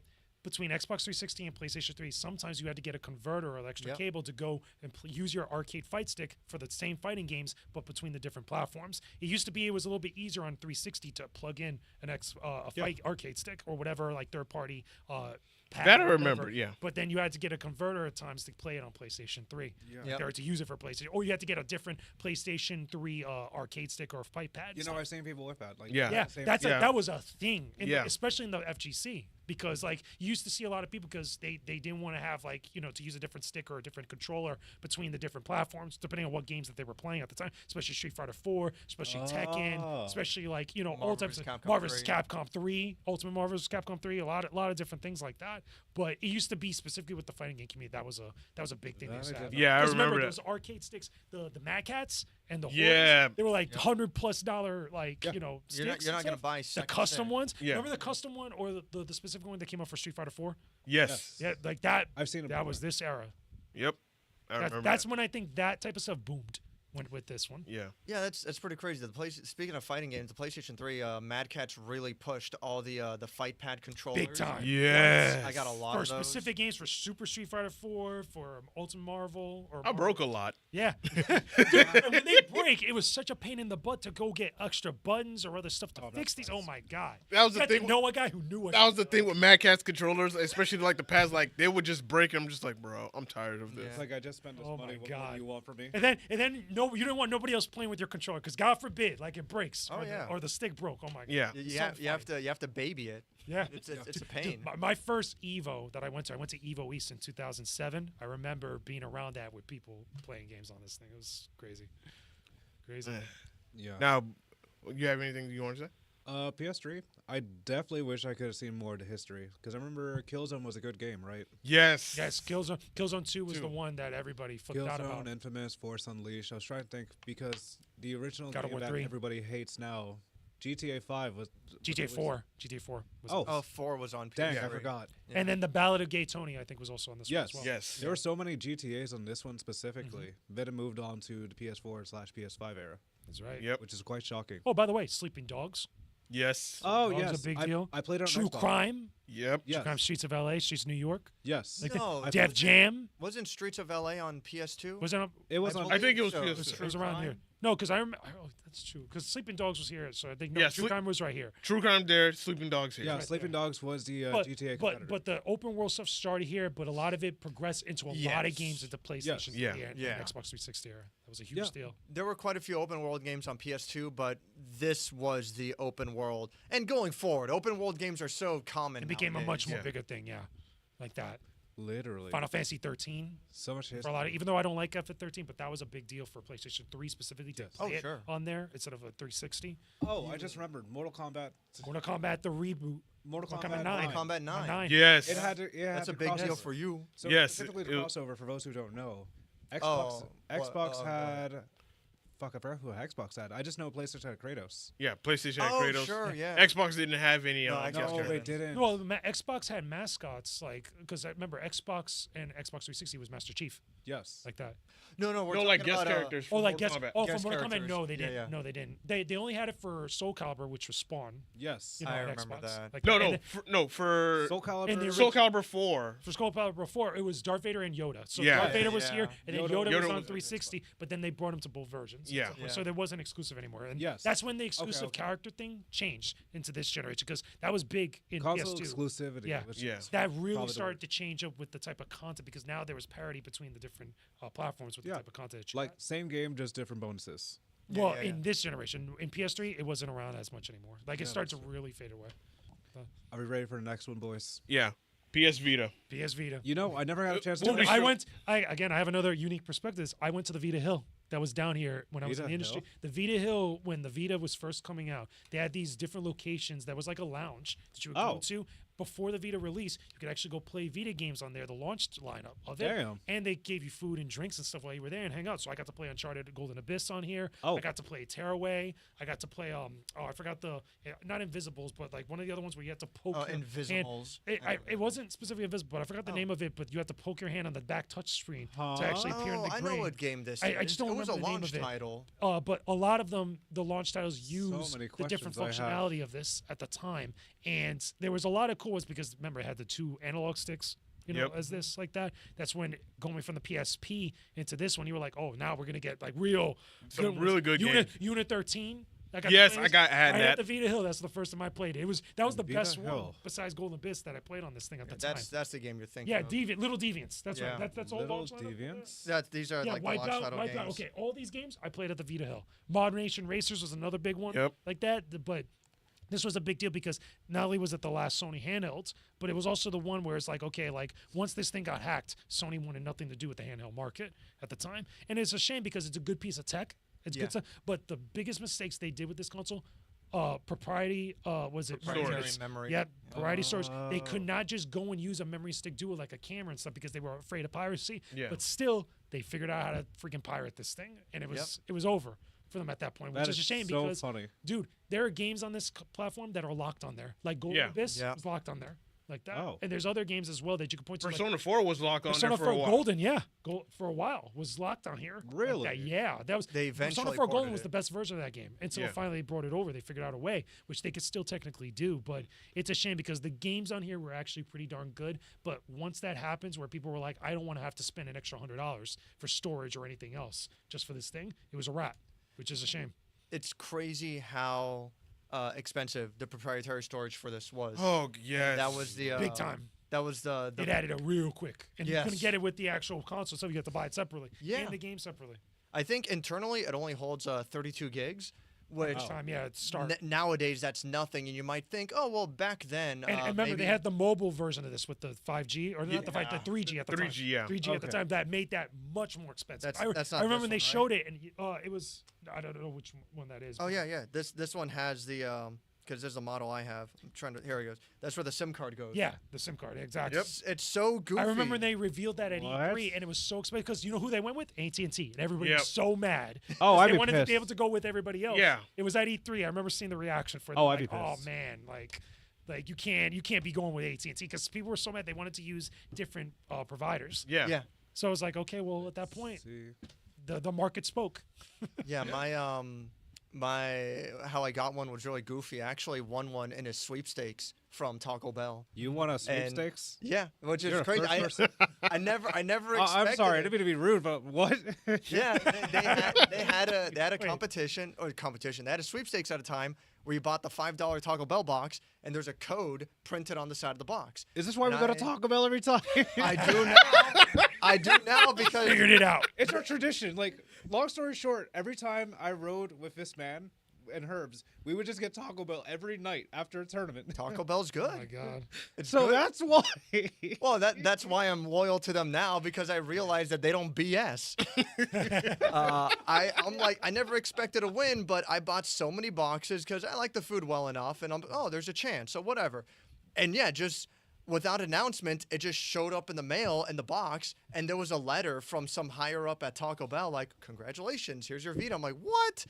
And then the year after, they had a contest for the PlayStation 4, and my brother won that one. Oh wow. And I'm like, holy Yeah, crap. good luck. Yeah, I'm like, so this restaurant doesn't BS. I'm loyal to Taco Bell since then. But yeah, that's how I got a Vita. But I love the Vita. I think it's a fantastic console. I'm especially impressed for my own purposes because I love backwards compatibility. I want my old stuff to work on the new stuff. I don't Yes. think that's asking for too much. But the Vita is fantastic as far as the quality of PS1 and PSP emulation. Yeah. Yes. It, I it just love how you take emulates Got it off of it PSN. emulates extremely well. I all didn't the know there's stuff cameras. all the What? stuff that I bought on PS3 That's it the works back there. touch screen. That's the back touch screen where you could actually, with some games, Oh my add some compatibility. God. Let me show you. Like right Yeah. here. Yeah. Like Tearaway, Little Deviants, Mm-hmm. Uncharted Golden Abyss, where you could actually hold this to the light in Uncharted Golden Abyss and actually look at some of the stuff to solve the puzzles. Huh. That was a huge thing with the functionality of this thing. Let me ask you guys a question. Do you guys remember the different versions of the models? Like specifically Assassin's Creed Liberation, the white one No, I that he don't. came out. I had that. I actually had it. Actually was stolen from me at Comic Con one year when I went to Damn. Comic Con New York. Somebody pulled that out of my damn bag. But they had that game specifically had a white Vita that you actually got there. That was one of the few Oh my gosh. variants of this. if you remember, also this was compatible or had different functionality with the PS4, just like the PSP had functionality with the PS3 because the screens, well, not this one, but like the two screens between PSP and PS3 were very similar with the XMB like that. And this one could communicate with the PS4 in different ways. We actually had different connection to them. Like certain games could actually connect together. So Like you with could the remote PSP play with the PS Vita with the PS4. yeah, exactly. But also, some games had functionality where you could actually exchange content. So the Assassin's Creed Liberation, I think, could exchange content. I think was with Assassin's Creed 3, depending on what you did in the game. SOCOM on the PSP, SOCOM Bravo, Fireteam Bravo had connection. With That was my shit. Was it with the PlayStation 3 or the PS2 version? No, the PS3 version is like that. One Oh, SOCOM that's games sick. like that, where you could actually unlock. So if you did certain missions on one, it helped out the other team in the other one, and vice versa. So you got to get to do cool stuff like that. But it was very few games that actually did that functionality and that compatibility. That's a unique because feature. a lot of people didn't use it, and a lot of developers didn't actually develop it, which was a shame because it was so cool to have that. Sounds like it was ahead of its time. It was very much ahead of its time with certain stuff. Yeah. They were trying to make unique features to push selling the Vita because obviously everyone's going to buy the home console, but they're trying to convince people to buy the handheld as well. And that was one of the way we're going to have these cross features between By the way, the two consoles. this and PS4, PlayStation All Stars, the two versions. When you bought one, you get the other one. Sly Cooper 4 had the same thing. The deal, you bought one version on the PS4, you got the PS Vita version for free. Oh, yeah. I had that. I've gotten both. And of I those. had that same with the PS3 as well, where I would have like two versions of the same game. Yeah, yeah, that was Sony tried to push and sell the Vita, but it was expensive. I see what they were going with the 3G, the SIM card functionality. Yeah. But it was a mistake. No one was going to pay AT&T. no one's going to pay AT&T a subscription to play their games online anywhere. that is true. Well, it was more for the online functionality. It wasn't really for like downloading games, but like to actually play while you're on road, and also to connect to the web like that. But it was just, again, I think really what killed that console besides the price was piracy. Was really piracy, because once they figured out how to pirate this thing, they were never going to make money on it. Yeah. Which is a shame, because again, seeing that at different events and seeing the reactions from media and stuff, like praising how good the tech was for a handheld, it was a shame. It's fantastic. It's surprising how powerful it is for a small little device. The buttons are good. That was better than the DS and the 3DS at the time. That was a could agree. conversation that legit people had, that this was the handheld to get. And once that all went down, it's like everybody just went to the DS and the 3DS It's because alive. of the Mii's, the Mii Street Pass and everything else that Vita didn't have. Yeah. You know what we didn't talk about with the PS3 before we move on to the PS4? Go on. PlayStation Home. Yeah, well, PlayStation Home was short-lived. yeah. I remember, dude. What's I remember when PlayStation they Home? leaked out PlayStation Home on Kotaku. I remember reading that, and when Kotaku got blacklisted for doing that, but it was cool. It was a cool idea for like an MMO style like thing that you could have, kind of like what you see similar with a lot of other MMOs at the time on PC. But still, like, it was a cool idea. Just never came to fruition in a way that they wanted it to be. Yeah. It's pretty crazy. I feel like PS Home, the main argument is that there kind of wasn't anything to do there, so to speak. But that's kind of the way it is for a lot of lobby systems and MMOs. Yeah. Yeah. And everyone still hangs out in them. I feel like PS Home, it was too slow and it took too long to launch. I don't mean to release, but like just to start it up. It was like a diet Second Life. If you've ever seen Yes. Second Life, the MMO, like, it's pretty much like that. I feel like PS Home was it was just too early for what they were going for. Yeah. It's nothing I ever really cared for, but I always look at it like everyone makes fun of it, but now there's a bunch of stuff these days that are doing similar things. Yeah. So why did it die on PS3? I feel like it It's was just not a lot of people use it, and I think everything else on top of the That's PlayStation fair. Network and the PlayStation 3 timeframe, that's why Yeah, it just it was a bad it's like, time. Because keep in mind, when the PlayStation Network went down, that SOCOM game that got released by the team that made Unit 13, they closed them up. Yep. Because nobody could play yeah. SOCOM online. Yep. SOCOM is a huge aspect of being online, playing with people, and that was just kind of done. Oh yeah, I was there. That was bad. I was there for that. You always ready for the next one? I did want to say that with PlayStation Home, it would have been really good to have it in the PS4 era Yeah. during the pandemic. Yes. You know, I could. Big time. that Then would've it would have been it would have been like Animal Crossing. Would have Yeah. thrived. It would Sure. have just blew up. Oh yeah. it would have been their version of Animal Crossing. I could see it potentially. Oh yeah. Facts. All right, moving on to the PS4. Damn. I'm gonna start it off and then we're gonna go Sure. Cool. around. I would say that this was a much improvement from the PS3. Yes. in terms of quality, and then of course the price, because I think that's when Xbox they shot themselves in the foot into With the one Xbox One. Yep. TV sports. Remember that Yes. montages? Oh, I my was there, God. dude. Bro, I remember watching that E3 when I was deployed in Afghanistan, Oh, man. and I was just like, me and my bro were just like watching. I'm like, bro, Xbox done shot themselves in the foot, and then PlayStation's press conference was next. They revealed go. it, and then the price. I was like, up, it's game, because Xbox was 500, PS4 400 was like $100 game. difference. Yeah. And it was like, oh, you want to trade a game or give a game to your friend? Here you go, done. Oh, I was yeah. like, yeah. And then from then on, like the PS4 was just honestly one of like a much better console, like much improvement from the PS3. It did remind me of my good years of the PS2. I don't have a lot of bad things to say about the PS4, just mostly just positively good. And yeah, it was the first one where, yeah, we're gonna have to pay for online, fine, whatever. But some of the things that I remember of the PS4, like I remember when people were just starting to get into live streaming with the Ustream, the craziness that Wild happened. West. Yes. Oh my Really God. was. Like now, because everyone's getting a PS4 with the camera, whatnot, and then they're just going live. People were wilding. Yes. People were. People were wilding. Yes. They were doing some pretty goofy illegal stuff. Yeah. Oh, my and God. Streaming it on because they're like, oh, it's a live stream. Like, who cares? And it's like, yeah, and it was What are you actually Just doing? before Twitch, yeah. Yes. just the TV. Oh my God. Lord. This this is how a lot of people started getting into streaming, because all you need was the camera, a headset, link your Twitch or your YouTube account, and you're good to go. Yeah. Damn. Now there was streams before then, but it wasn't even really like live streams. It was more like capture video from like for YouTube stuff. Because I remember a lot of the fighting game crowd used to play like different matches like on Xbox 360 online. Yeah. They used to post their matches on YouTube, but that's when it became more live, like actual Yeah. live Uh-huh. streams, which is a thing. Cool. You can record your gameplay. You can also download your gameplay just by sticking a USB into it and whatnot. Like the PS4, during its life cycle was just really great. The games that came out for it, really great, and I enjoyed every single one of them. And then, of course, shortly after, PS4 Pro. Yep. You were waiting to this whole time, weren't you? Yes. which I feel like was a much better improvement than a regular base PS4, because now you can play certain games at better resolutions or better performance, like better frame rates or whatnot. So Yeah, that is true. PS4 was just great. Loved it. I would say if I had to rank them, I would say number 1, then number 2. Then I didn't have much with experience with 3, so I put this 3, then 4, then you're like dead last.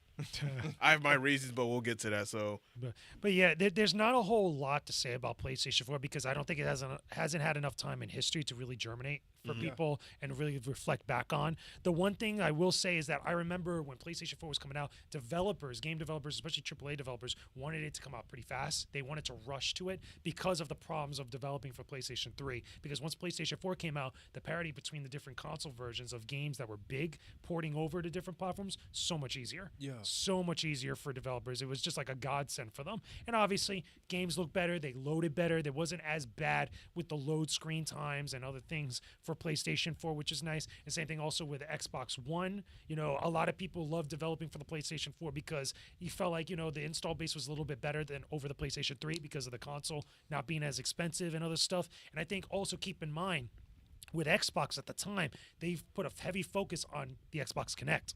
You remember yes, that thing? I remember. That was one of the big reasons why Xbox One wasn't all that good, besides everything else they were doing, because they had Don Matrick at the time. He was coming from EA. He really tried to push this whole thing of like a multimedia device in a similar fashion to what other consoles before did. But it was just the wrong move, and obviously there was a whole big thing with used games, which is huge thing. If you guys don't remember this, I remember looking at those E3 conferences and then afterwards being at the ones that in the aftermath of that, those ramifications of why people flocked more over to PlayStation 4. And the games were pretty good too. You started to get a lot of other interesting releases with first party and a lot of third party stuff into PlayStation 4 leading into PlayStation 5 eventually. So it still needs, I think, a couple more years to kind of really look at the benefit with the, of history, looking back on it with fresher eyes and older, wiser eyes. But I feel like people really like the console, probably a little bit more in some ways than some of the previous ones. But again, I give it a couple more years and we'll have a lot more to say about it.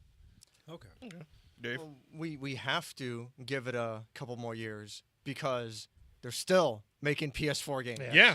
That's That's true. the part that's ridiculous. Unfortunately, yeah. It hasn't died yet. And I think that says less about the PS4 and more about the PS5. How the PS5 isn't as big of an advancement, how the PS5 doesn't feel as necessary. If all you have is a PS4, you're fine. You're Yeah. not missing much if you don't get a PS5. At the moment, yeah. At the moment, yeah. Well, I mean, at the moment, but like, how old is a PS5? It's like 4 years old at this Is point. the PS5 4 years old? It's a couple of years. Like not. No, it not- came out not- in 2020. 2020. So Yeah. yeah, we're going on 5 years. We're going on to 5 years now. Yeah. It's crazy. And now, well, we'll get to it. But crazy. but the PS4, just like how Sony shot themselves in the foot for the PS3, Microsoft shot themselves in the foot for the Xbox One. Yeah.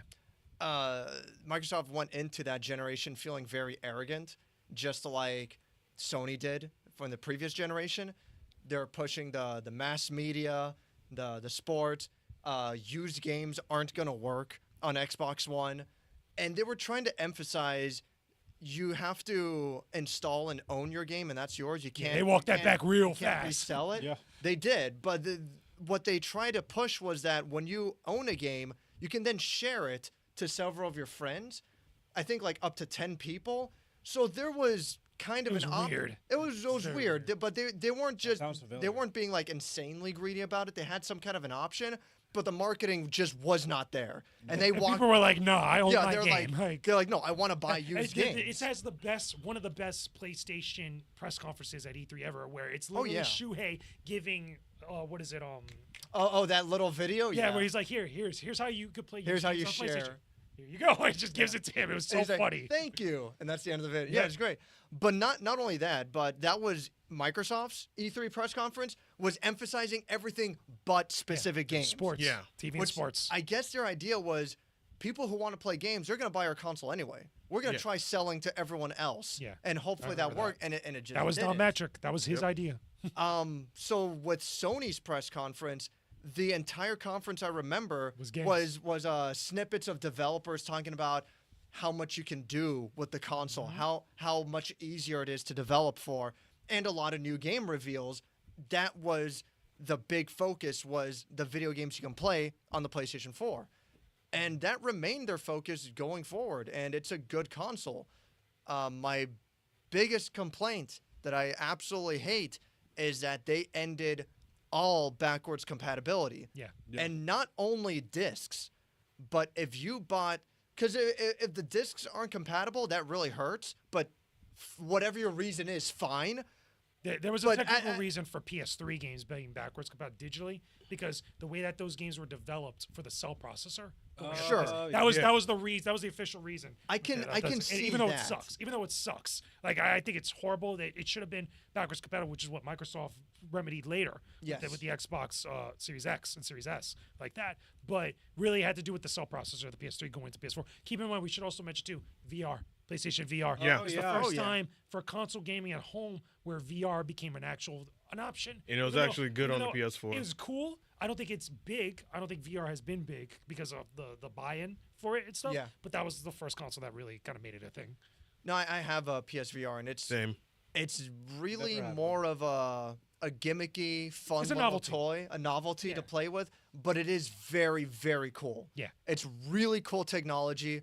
I haven't bothered to get the PS5 VR. Again, it's expensive Because- as hell. Like, Well, it's expensive as hell, but like you said, the buy-in and the general technology doesn't quite feel like it's there yet. exactly. It's very cool to see how this is a start.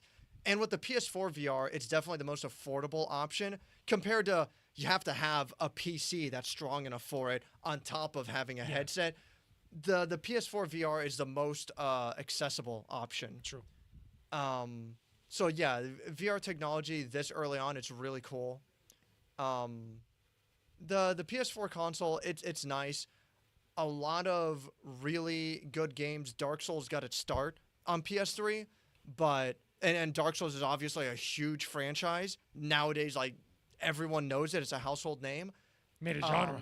Made a whole genre. Made it Really, Demon Souls, but really Dark Souls is where it got mainstream. Right. Demon Souls. I mean, if you really want to go further back, King's Field on PS1 and whatnot, but Demon Souls is what established the genre. Dark Souls built on it, and then PS4. Dark Souls 3 I liked a lot. Everyone loves Bloodborne. You Yep. can't mention PS4 without mentioning Bloodborne. That's kind of like the exclusive on the console. It's really crazy that they still haven't done anything with Bloodborne since then. Yeah, I'm surprised there hasn't been a sequel for how beloved it is. Yeah, there's no update or anything. No, well, there was a thing that came out from Shuhei recently. You know, Shuhei Shida, he used to be one of the dudes at PlayStation that he talked about it. Right. And one of the reasons that he speculates might be, it has to do with Miyazaki specifically and his relationship with Sony. With Sony. Yeah. With him being the one, obviously, to do something with his IP. Because, you know, that's Miyazaki. He created a lot of this stuff. So Yeah. you have to go watch that interview and see what exactly Shuhei said. But he alludes to some stuff that might actually be the thing. Yeah, just like Demon Souls is specifically a partnership between Sony and FromSoft. That's the same thing Yeah. with Bloodborne. Yeah. Dark Souls It's has Bandai. Yeah, Bandai Dark Namco. Souls has a different name Bandai. because it was a partnership between Bandai Namco and FromSoft. Yeah. Okay. Waluigi. For PS4, I didn't really have much experience. I played locals for fighting games and such, and that's where I got an understanding of it. Like I played Mortal Kombat X. 11 actually. Oh, X11. Okay, gotcha. I played X on the Xbox actually. Okay, gotcha. Ooh. But overall, it's a very unique system. But it came out in 2013, which I'm shocked, and they're still making games. That's still enough for me to process. Oh yeah. But I like the divergence it gave. Like, hey, if you get this for PS4, you put it on PS5, or it is compatible, or the backwards compatibility for certain games like Cyberpunk 2077. Oh, that was, man, what a mess that launch was. Yes, that, That was bad. Holy that hell. was really. Yeah. it's still a bad launch, but like that opportunity. They removed it from the store, son. Like that's how bad it was. Sony never does that. No, with they anything. don't. Like, That is a rare occurrence. yeah, Then there are some games like Ghost of Tsushima that was also backwards compatible as well. yeah, that game is awesome. Oh yeah. Like they were accommodating people for the new gen and the current gen, which is And then that's what I want to see more of. I feel like that's a really I big don't selling think I don't point. think it's going to happen anymore over the next PS5 games coming out. But that's just my personal take. Unless you find something that banger.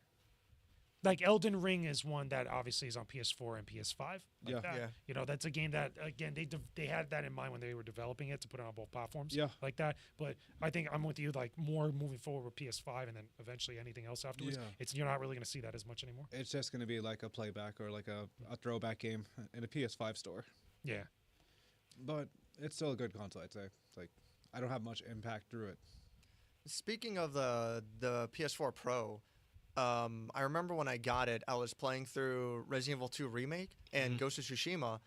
And for Resident Evil 2 Remake, I noticed, all they did was lock some visual effects, like depth of field, and there's heavier rain effects on PS4 Pro. I'm like, that's pretty neat. It's basically PC settings locked or unlocked for PS4 Pro.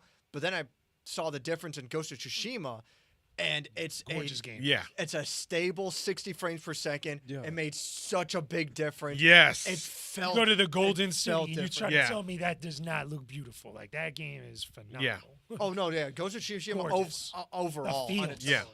It's such a beautiful game. It's so good. Dude, I remember going to E3 for that game before release where they had the flute player. Yeah, the Oh. famous I was flute there. I player. went Yeah. to two of them, and the one where they actually had the stage where it's literally the fields and that What? moonfields in Ghost of Tsushima. Oh, that's where they first cool. introduced the game. It's gorgeous. When you see the visuals on that game, like playing through it, you're just riding on your horse like that. It is such a gorgeous game. That was the one of the reasons why to get it something like a PlayStation 4 Pro because of like same thing with that. Also, Spider-Man. Spider-Man was a big thing. with that, Yes. specifically with PS4 Pro, like Yes. that. So there was a couple big games that tried to like really be like, okay, you need to get this new version of this console. Yeah. Yeah, like, and I know that I said this on like on social media or whatnot when I made the comparisons to the PS4 Pro and the PS5 Pro, where it made sense to get a PS4 Pro because of the base PS4. Like it made The sense. jump, yeah. Yeah. But with PS5 and PS5 Pro, it makes no sense because I still look at the PS5 as just a PS4 Pro version 2.0 Yeah. Yeah. Yeah. with just with certain better features or whatnot. But still, it's like if you like if you don't have a PS5 and you're thinking about maybe do I want to get a PS5 Pro or whatnot, like I would say save your money, just get a PS5. If you have a PS4 Pro and you're thinking about getting a PS5 Pro, just get a regular PS5. Yeah, Yeah. it's the same. Get a, Yeah, just I just agree. get that I agree. because I agree with that. this is still good, and the games that plays on it is really still good. It's still, Still relevant. tolerable. Yeah, still still relevant. If we're gonna move on to talking about the PS5, why even get a PS5 over a PS4 or PS4 Pro? What exclusive is on PS5? Well, here's the that thing. you have to play? Here's the thing, and there's one legit reason to go from a PS4 or PS4 Pro to a PS5, not the PS5 Pro, but PS5 base unit. It's Yeah. because not only I think it's either the RAM or the HDD that's inside of it, where the loading and the actual experience, like when you're at the immersion of it, That is true. Yeah. the loading is almost non-existent. That's a That's- legit that's a thing better with look at PS5. Okay, Yeah. that's the only big reason to jump from this to that. Yeah. Oh And yeah. now, keep in mind, there's a thing obviously with 4K gaming. There's no true 4K gaming yet because games haven't really been developed and rendered in a way where it actually displays true 4K Yeah. for a 4K TV. Like a standard. Yeah. I mean, you have to get other things, 4K TV and other things to make this work and stuff. But that's probably the legit reason to jump from one generation to the next. Now, when you're going from PS5 to PS5 Pro, to justify that, what, $700 to $800 for that thing? I don't think It's you can. ridiculous. It's just way too much. Right now, because the PS5 technically is still young, we haven't had the benefit of time of looking at it, see like, okay, this progression of the actual thing to actually see what benefits it has to going to the better version of the technology.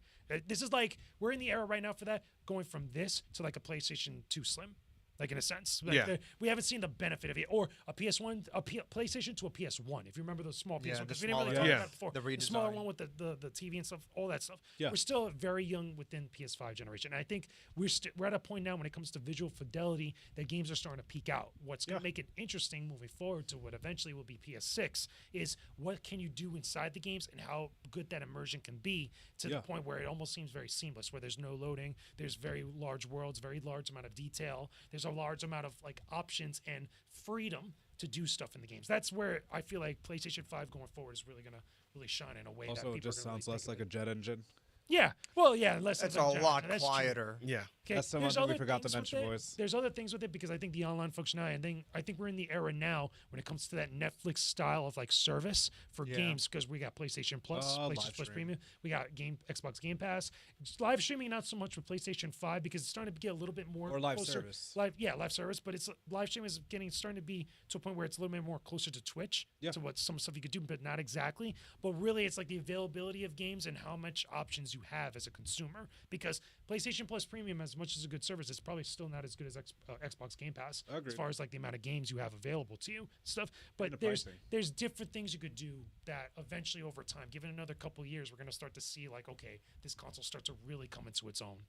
I'm surprised that Xbox Series isn't as successful as it is. Like, if I'm not mistaken, PlayStation still dominates Yeah. between Oh, the two. Oh, yeah. Nintendo Switch is doing its own thing, and I'm pretty sure it's Yeah, it's selling. like over there in a corner. I'm like, pretty sure it's selling better than everything else too. Mhm. But I'm surprised Xbox Series isn't more successful, considering how much cheaper and how much more they give with Game Pass. With the It's- similar graphics too. Yeah, keep in with mind, similar it's the graphics, type of games. yeah. I think it comes down to the perception of the types of games and the style of games you have. Because when you look at a PlayStation lineup, right, for the games library, you have a certain style and type of game. You got The Last of Us Part 2. You got God of War, obviously. You got Ghost of Tsushima, Ghost of Yotei coming out eventually. You have a lot of other different big PlayStation games that are eventually going to come out to this thing that they've announced. Just like- Spider-Man. You know, the Spider-Man's obviously, I'm just not thinking about all of them, but there's a certain style and a certain like vibe you get from that console. With Xbox, where things kind of got messed up, specifically in the Xbox One generation, Yeah. going to the Series generation,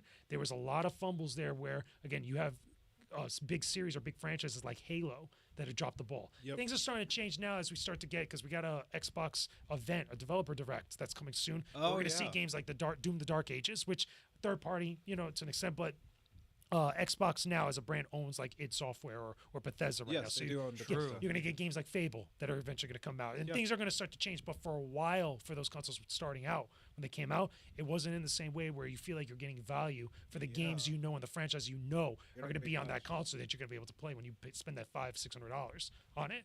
That's why things are a little bit weird right now, at least for Xbox, you know, for the time being. Yeah, like you're not getting its worth the way you want to compared to PlayStation. It's not like when 360 was out. You had Gears, you had Halo 3, Yeah. you know, you had Fable. You know, there's you had a wide. you had the orange box. I mean, because you could get the orange box on PlayStation, but you know, people were playing that on Xbox. Exactly. You know, there was a certain perception of it at the Now, time. Should we go for the grand finale? Before we do, I do have one question I want to address from Channel Forbes. He says, Oh, "All right, all right." He asked, "Well, I have a question because what was the big difference when Sony PlayStation absorbed the technology from OnLive? Oh, What was the Gaikai. It was Gaikai. what was the shift that you have noticed?" It was specifically Gaikai, and the reason why they got Gaikai is to have things not only for PlayStation to work, but also to put the foundation for PlayStation Network to PlayStation Plus and PlayStation Plus Premium, Oh. which was the live service, the availability of being able to emulate classic games or to have games available on a service like that. That's what the whole thing with Gaikai was. That was when was that? I don't remember the year was, but it was around this generation where they picked it up before the PlayStation Network outage. Because I remember they bought Gaikai and then the network outage happened, and it was like, oh my god, like the sky is falling for some Yeah. people. Yeah. And then going into PlayStation 4, that's when they started having the PlayStation Network have more options and more availability for consumers that wanted to buy digital games. Because remember, Xbox Live games with gold was a big thing, and that was like a big Yeah. part of that service to be in that ecosystem. And they needed something to compete with it. Eventually, when Game Pass, became its thing, they eventually had all that other stuff from when they bought stuff for Gaikai years before yeah. to go into PlayStation Plus Premium. That makes sense now. Keep in mind that's why you get a lot of those classics for PlayStation games available, or those games that they continuously release that are like older gen games on PlayStation Plus. Even though you have to have PlayStation Plus extra and I think premium to get the most out of it and stuff, because it was the ability to stream games. That's what Gaikai was. It was the ability to stream games. Wow. At the time. I didn't know that was the name. If you remember, also there were reports of this, and I remember seeing it in person when I went to E3. They had a whole section of their PlayStation like streaming service stuff that was post Gaikai purchase, where you could actually play games like Street Fighter 4 at the time, or Super Street or Ultra Street Fighter 4, where they were like trying to showcase it, where you could play this game and still play online. And it was like seamless, even though it wasn't really seamless. It was still laggy and delayed because you're streaming. You have to have like a ridiculous internet connection at the time to do that. But that was the genesis of all that leading into Yeah. the later console generations. that was old stuff. That's even before everyone knows about Google Stadia. Oh yeah, that was a that was a whole new I'm thing. saying That's a like different game. I'm saying that was even before, way before Google Stadia. Yeah. Sony was trying to get into live streaming games even before that. I guess there was another service called On Live or Game Live. No, it was I very think similar. On- Online. It was I online. thought it was Amazon yeah. that did it. Well, wasn't it? I don't remember the company, but it was OnLive. Was the name of the actual Right, service. right, But yeah. that was another one. Again, the problem with that, with the streaming games, you're not downloading a game and putting it on your hard drive and playing it. Like, Right. no, you're streaming it through the internet, so you're using megabytes and bandwidth Yeah. to play it. Yeah. So that's It was never going to work, It's way too much bandwidth. It's Yeah, that's a it's lot of power. crazy. especially here in the U.S. And in Japan, it works great because Japan has a different infrastructure with the internet, Yes. where things are so much better. Their internet speeds are insane. Yeah. In Japan, but here Well, in the United because States, it's so small. Yeah, Everyone and is so in the United connected. States, we have so much more area and the different That's- types of that's infrastructures true. between states. That's the just was problem. never going to work. Yeah, that is true. Hopefully that answers their question. Yeah. Long-winded. Gaikai. Okay. All right, now time to get to the finale, and that is the PlayStation 5. What are our thoughts? I'm gonna start. Listen, as I said before, I see it nothing more as a PS4 Pro 2.0. The things that I do like about the PS5 is that I can play certain games at 120 hertz because I have a monitor that's at about 180, so I could do that. HDR is nice. When I play my games at 1440p at HDR, cool. Load speeds really good. When it comes to sharing gameplay and getting clips of my gameplay and whatnot, it's at 1080/60, and I think on the PS4 it's 1080/30. So that's a nice thing. Certain games, I do like the performance of certain games on it, but I feel like it would have been even better on the PS4 Pro. Just my thoughts. And I feel like this push to do games at 4K because they're trying to go after 4K 60 and whatnot. And for me, I'm more concerned of, is this game optimized at 1080/60? Yeah. Like, that's my big concern because I care about 1080/60, and I think most gamers are still playing at 1080p versus 4K. So, Facts. That's facts. so that's my thoughts with the PS5. And then when I look at the PS5 Pro, it's like a small little upgrade. And it's like, it's not worth it for me to go from PS5 to PS5 Pro. I don't see the difference. The difference is there, but it's not a huge difference compared to PS4 Pro. So That's facts. This one, I'm gonna just let whoever want to say, whoever wants to go for honestly, I've said pretty much all I could really say about PlayStation 5. I mean, again, there's not much to say. I think that compared to the other Sony design consoles, I think it's probably one of the weaker design, like presentation wise as a hardware piece unit, because there's a certain vibe and a certain like presentation you get from a PlayStation console, starting really with PlayStation 2. I mean, you could say the same thing maybe about PlayStation 1, but PlayStation 2 had that like angular, like geometric look to it. You look at the PlayStation 5, like it just doesn't look in the same way. Like it looks, a lot of people gave it that joke that it looks like a router, and that's totally true, because it tries to go with a little bit more of a like an anamorphic like design to it. Like you can't even really put it on its side when you have to get the stand to really do that, and it's annoying to do that. But compared to everything else, is just I think like because it was just so different design wise and presentation wise that people weren't really vibing with it. Other than what I said already with like the actual games, how they run and how things are kind of like loading faster stuff, that's really the reason why you want to get that console. And besides like the types of games that you are probably already invested in the ecosystem to get it, it's very difficult, I think, for a lot of Xbox people that are diehard Xbox to go to something like this, because if they're not already in with many of the different franchises as is, because again, most people I think often that play on an Xbox console already play multi-platform games, like third-party games most of the time, like that, because for many different reasons. It's not just the online. It's not just like the people that they talk to. It's many different reasons.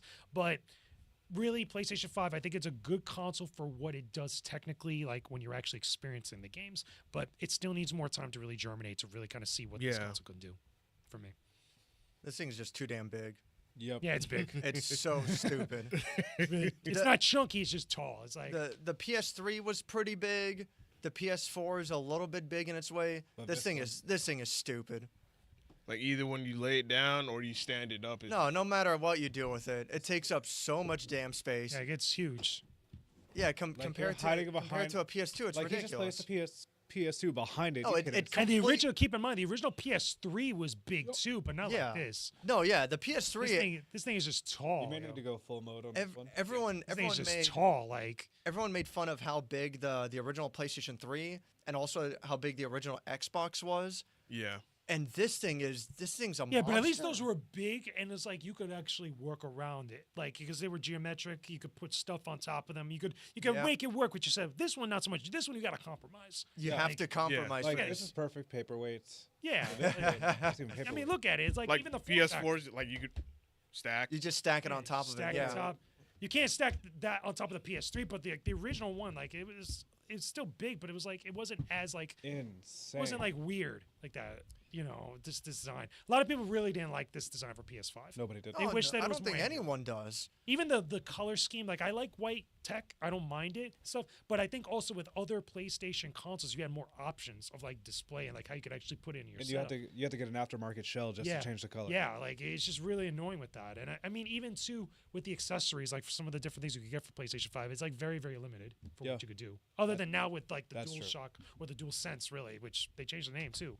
I will say though, the DualSense controller, It a does lot feel of options. nice. It does feel nice. It feels nice. Got a lot of options to do with stuff. A lot of functionality, especially with how easy it is to like mute stuff, like mute your actual like microphone. Grab the and controller other while things. would you? Yeah, it's pretty good. It's pretty good, and I like it with the touchpad. I like it with the functionality with some of the games with the microphone and the speaker and every different stuff like that. It just looks good overall. I think like as far as a controller, like this is what the Boomerang should have been with PlayStation 3. Yeah. Oh, Really sure. think about it, Valid. like back in Yeah. the day. But so this is more ideal for me. I think it's good. It feels good. It's longer as far as like the way you hold it. It's a feels good. heftier controller. Yeah, feels good in general. I do feel like the DualSense controller. Obviously, all the controllers are similar. They all have a very similar DualShock. form factor. Amongst all of them, yeah. I feel like the DualSense is the most feature-rich and the best feeling controller. It's a shame that not a lot of games take advantage of all the features.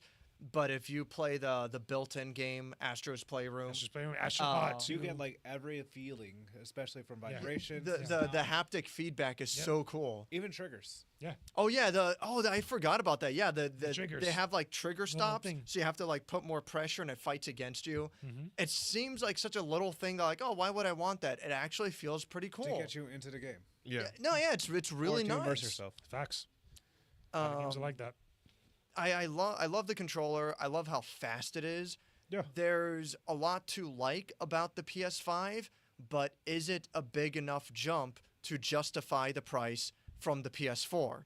I would say no. I have one. I use it every day, But but and a big reason why I have it is because I wanted the absolute best version I could get of Guilty Gear Strive.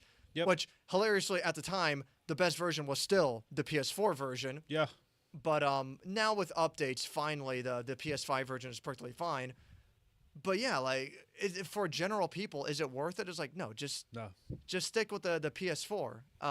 Unless you're trying to get into a PS5 game specific. Yeah, Yeah. like Marvel Spider-Man 2. Yes. So so fine, but what games specifically are on exclusive to PS5? Marvel Spider-Man 2. Like Yeah. specifically. But is that it? Well, I mean, that's one you can Then think of. I'm there's pretty the sure new you have to go through the library. Is the Sure, latest sure. Horizon most actually games, updated? most games that are big. The latest Horizon.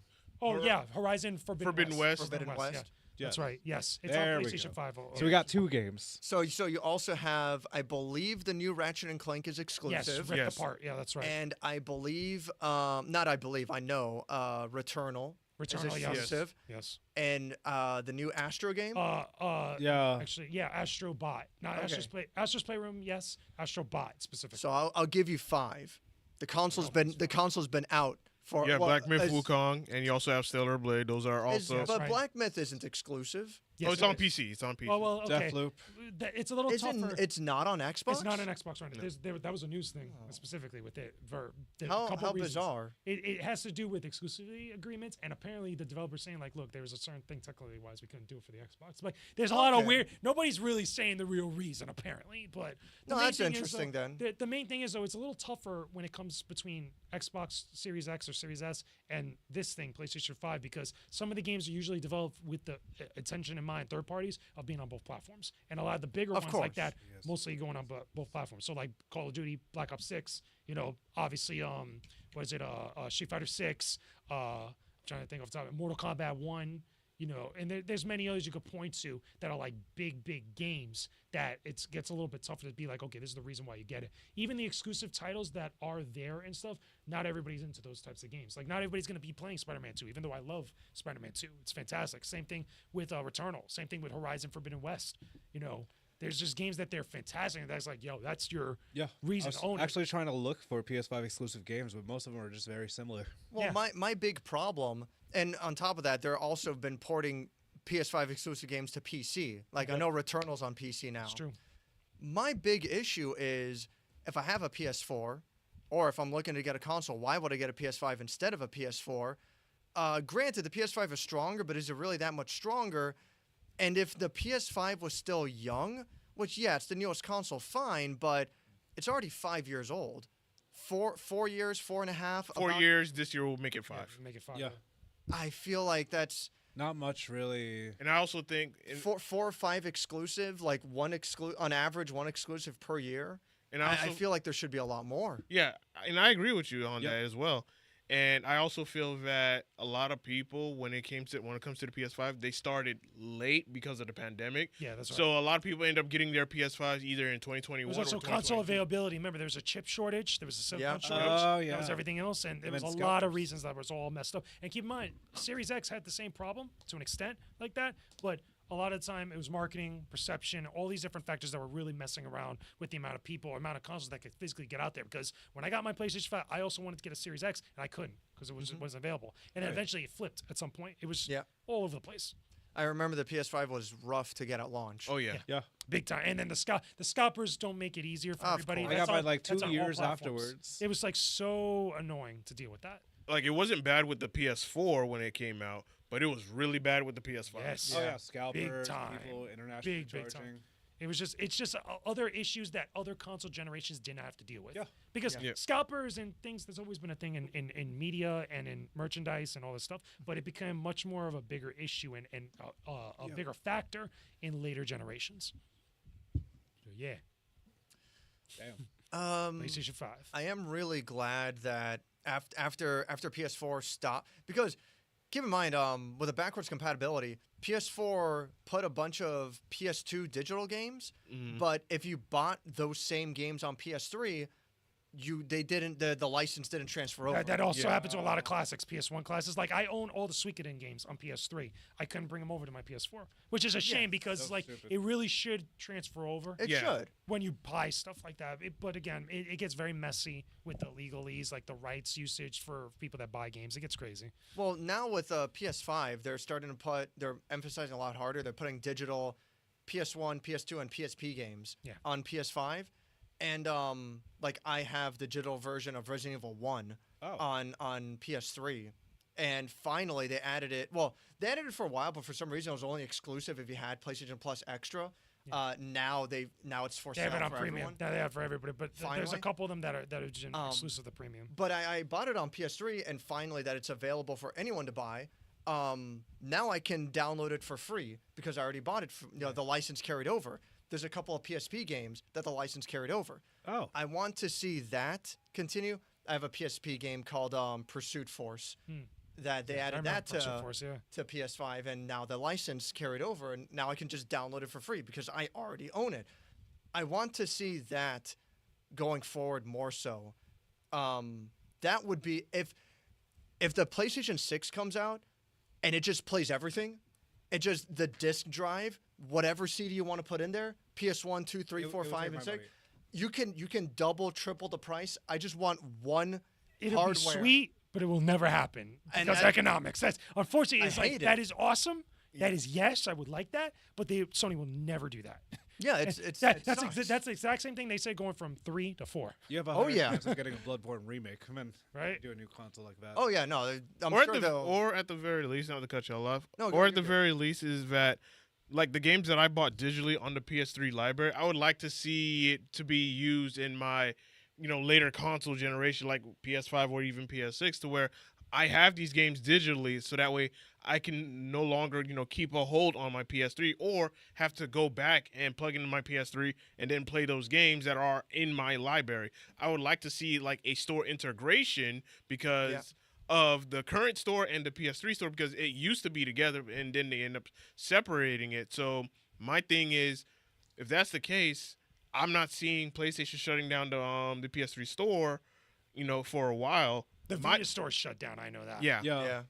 My guess, and this is just something that I'm just guessing about, is that probably they're still working on the technology to where they can integrate both of them together, and then maybe with a much later hardware that our libraries are together.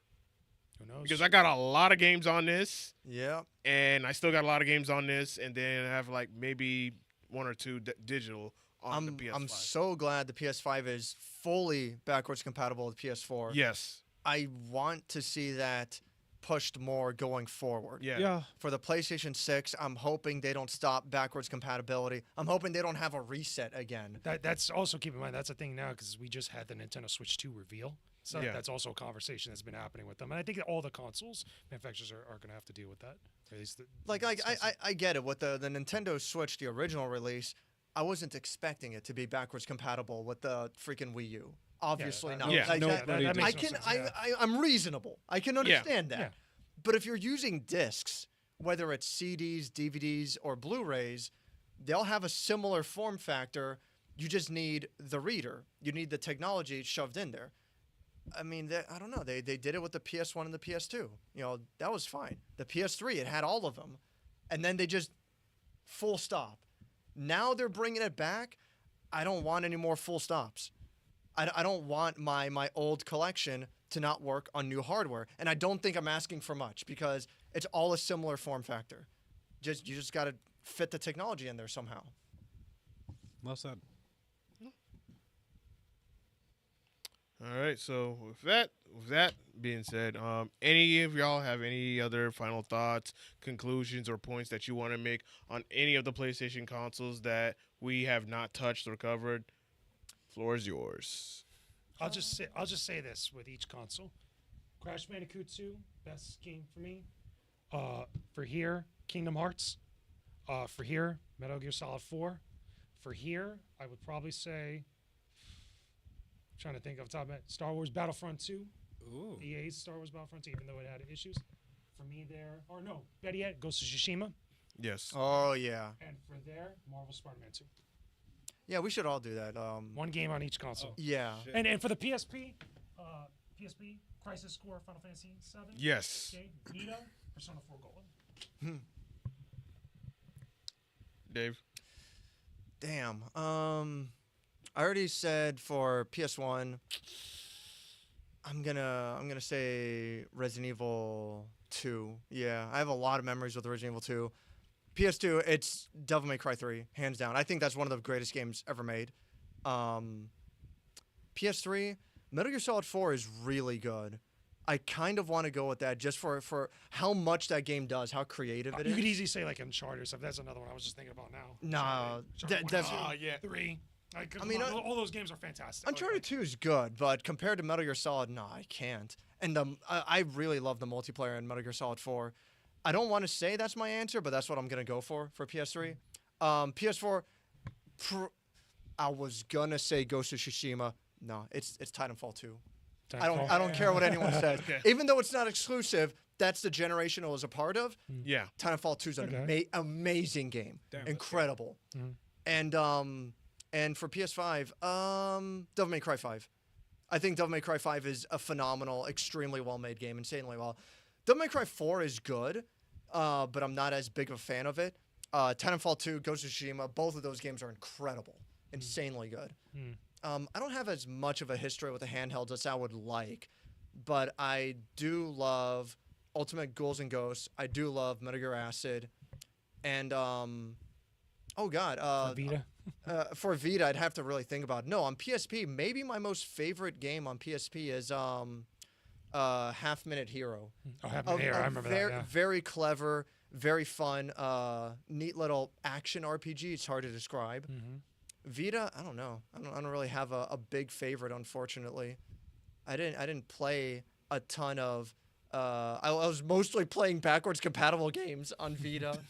That's Yeah, right. nuts. Yeah, I played a lot of Final Fantasy 9 and Resident Evil 2 and 3 on Vita. But I do love the hardware of the Vita. I think it's an extremely well-made console. Unfortunately, it's a little too fragile. You have to have it like in a carry case you got to baby it. Yeah. But it's an awesome console. It's really good. I'm ranting. You go ahead, Waluigi. Damn. I was thinking of Crash Bandicoot, Wrath of Vortex. I was originally thinking for PS2, either Crash of the Titans or Dark Souls. Or I'm sorry, Dark Cloud 2. Dark Cloud, yeah. Sorry, Dark Cloud. congestion hitting me. Dark but, Cloud 2 is really good. Yes, it's a cool game. PS3, I didn't have much experience with, but I would say Batman Arkham Asylum. That's a great one. Cool. PS4, I still didn't have much experience, which is super funny. But I would say that's where I learned Guilty Gear from originally. Yeah. PSP, I would say Daxter. Daxter. That's an interesting pick. Yeah, it's a spinoff. That's like one of the first ones I have a heavy memory Yeah. on because I was a huge Jack and Dexter fanboy. Then for PS5, I would say Elden Ring. PS5 Elden Ring. That's Okay, like the most. that's a solid pick. Still the most recent game I've played. I still need to play more games on it. I really wanted to mention Guilty Gear Strive, but I hate the game so much now. I hate the I hate- patch, You're the mad at patch Guilty changes Gear. are insane. I hate it too, but it's like the first game that late. Yeah, like we have so many good memories. Like we the game were- is just giving us trauma now. both of us, both of us especially, we have so much love Specifically for what Guilty Gear was for the first 2 years. yes, And the recent patches, it's like this isn't the same game. they just don't care about the game anymore. it's Just the smell unbelievable. of the game. Anyways, Silver. All right. Last but not least. All right. For me, PS1. I just now remember this game. Gundam Battle Assault 2. That one. PS2. This one is difficult because I've played so many games on The this. library's too big. Yeah, library's way too big, and it's like I love them all equally. But I'm gonna go with Def Jam 5 for New York. You would. Solid one. Sure, I respect it. Fun. PS3. I would say my most played and most favorite game. Not Def Jam Icon? Ew. Yeah, right. Yeah, right. No. Got Not it. MW2. No. God of War 3. God There of War we 3 go. is a good one. Yeah. Another difficult one. I was gonna say Ghost of Tsushima because I did really enjoy that game. Yeah, I was Great. watching The game is you. I was watching you beautiful. stream it. Crazy. Beautifully good. Or Spider-Man. That might I was be gonna it. go with that one Spider-Man. too, and But I was gonna I go thought with. And I was Jimmy- also gonna go with Devil May Cry 5 as well. Devil May Cry 5 is good. but I'm gonna have to give this to Dark Souls 3. Dark Souls 3. Okay. Dark Souls 3. I really love. I like Bloodborne a lot, but if I had to pick one or the other, I pick Dark Souls 3. Same. PSP. Final Fantasy Duodecim. Yeah, dude, that's some. Final Fantasy Dude, Duodecim. City. That and Crisis Core equal. Love them equally. PS Vita. SOCOM Fireteam Bravo. I think SOCOM Fireteam Bravo 2. I played the hell out of that one. And PS5, I would say my most played game is honestly Grand Blue Fantasy versus Rising. Yep. Oh, sure. You would. All right. Hell yeah. Because that's the one game I compete in the most. But Yeah. if it's not a fighter, then it's gonna be Black Myth Wukong. Yeah. Okay. I Those gotta two- play Black Myth. Me too. Everyone's making such a big deal about it, and it looks like it's right up my alley. Yeah. Cool. So Cool. those are my thoughts We sure and my picks. So other than that, for those that are watching and tuning in, hey, thank y'all so much for watching and being a part of this cast. We will do more casts like these, later down in the future where we'll do one with Xbox. I think I'm gonna invite you back on for Nintendo, Okay. Well, especially around after the. it's a lot of Nintendo platforms you got to go through. Oh my God! You have to Yeah, go through that is lot gonna be of a long- Nintendo. That should probably be 2 episodes. Up until 'Cause like you got Nintendo home console, you got Nintendo handheld. So. yeah. Yeah. I'd say like a make the lot. break at N64 before and after. No, you could do it home and handheld because you have all the Separated like that. Yeah, because I had to do the same thing when I did all Yeah. my Star Wars games. I had to do the tier list for every Star Wars game I released. So I did it for 2 things for Nintendo, for home console releases and handheld releases. Yeah. Because there's so many. Yeah. Yeah. So I'm definitely gonna have to bring you back for the Nintendo one after the Direct in April. Like, I'll plan that, and I think I know 2 people that I'm gonna bring on for that one. Oh Lord. Yeah, they've been on before. Yeah, I know. But So other than that, and then also I do plan to do a Sega one as well. So Sega. Fun fact: I'm the first one you see in the Sega. I know. I Classic remember this. commercial. That's why I say this. Yeah, I the reference you Sega, so the heavy. Sega Genesis Classic. If you guys are watching this now, there's a commercial that came out for it. I'm the first person you see that says Sega. And That's why I say that in reference. Yep. Hey, don't believe? Go look it up on YouTube. Like you'll see me be like, hey, who it is? other than that, Jake, Fourface, thank you guys so much for Thank you joining for us, having me. for Appreciate being on this episode. You guys were like the top of the 2 of my head. Like, if I'm gonna do a PlayStation cast, it has to be with you 2. I'm glad you brought Because me. I know you guys are going to give some really good takes and some really good insight about PlayStation and whatnot that probably myself or Waluigi don't even know about. Agreed. So, thank you guys for being on. Appreciate it. And so yeah, this has been episode 114 of the South Florida Gamers podcast. We are signing off. Peace. I have to run and pee.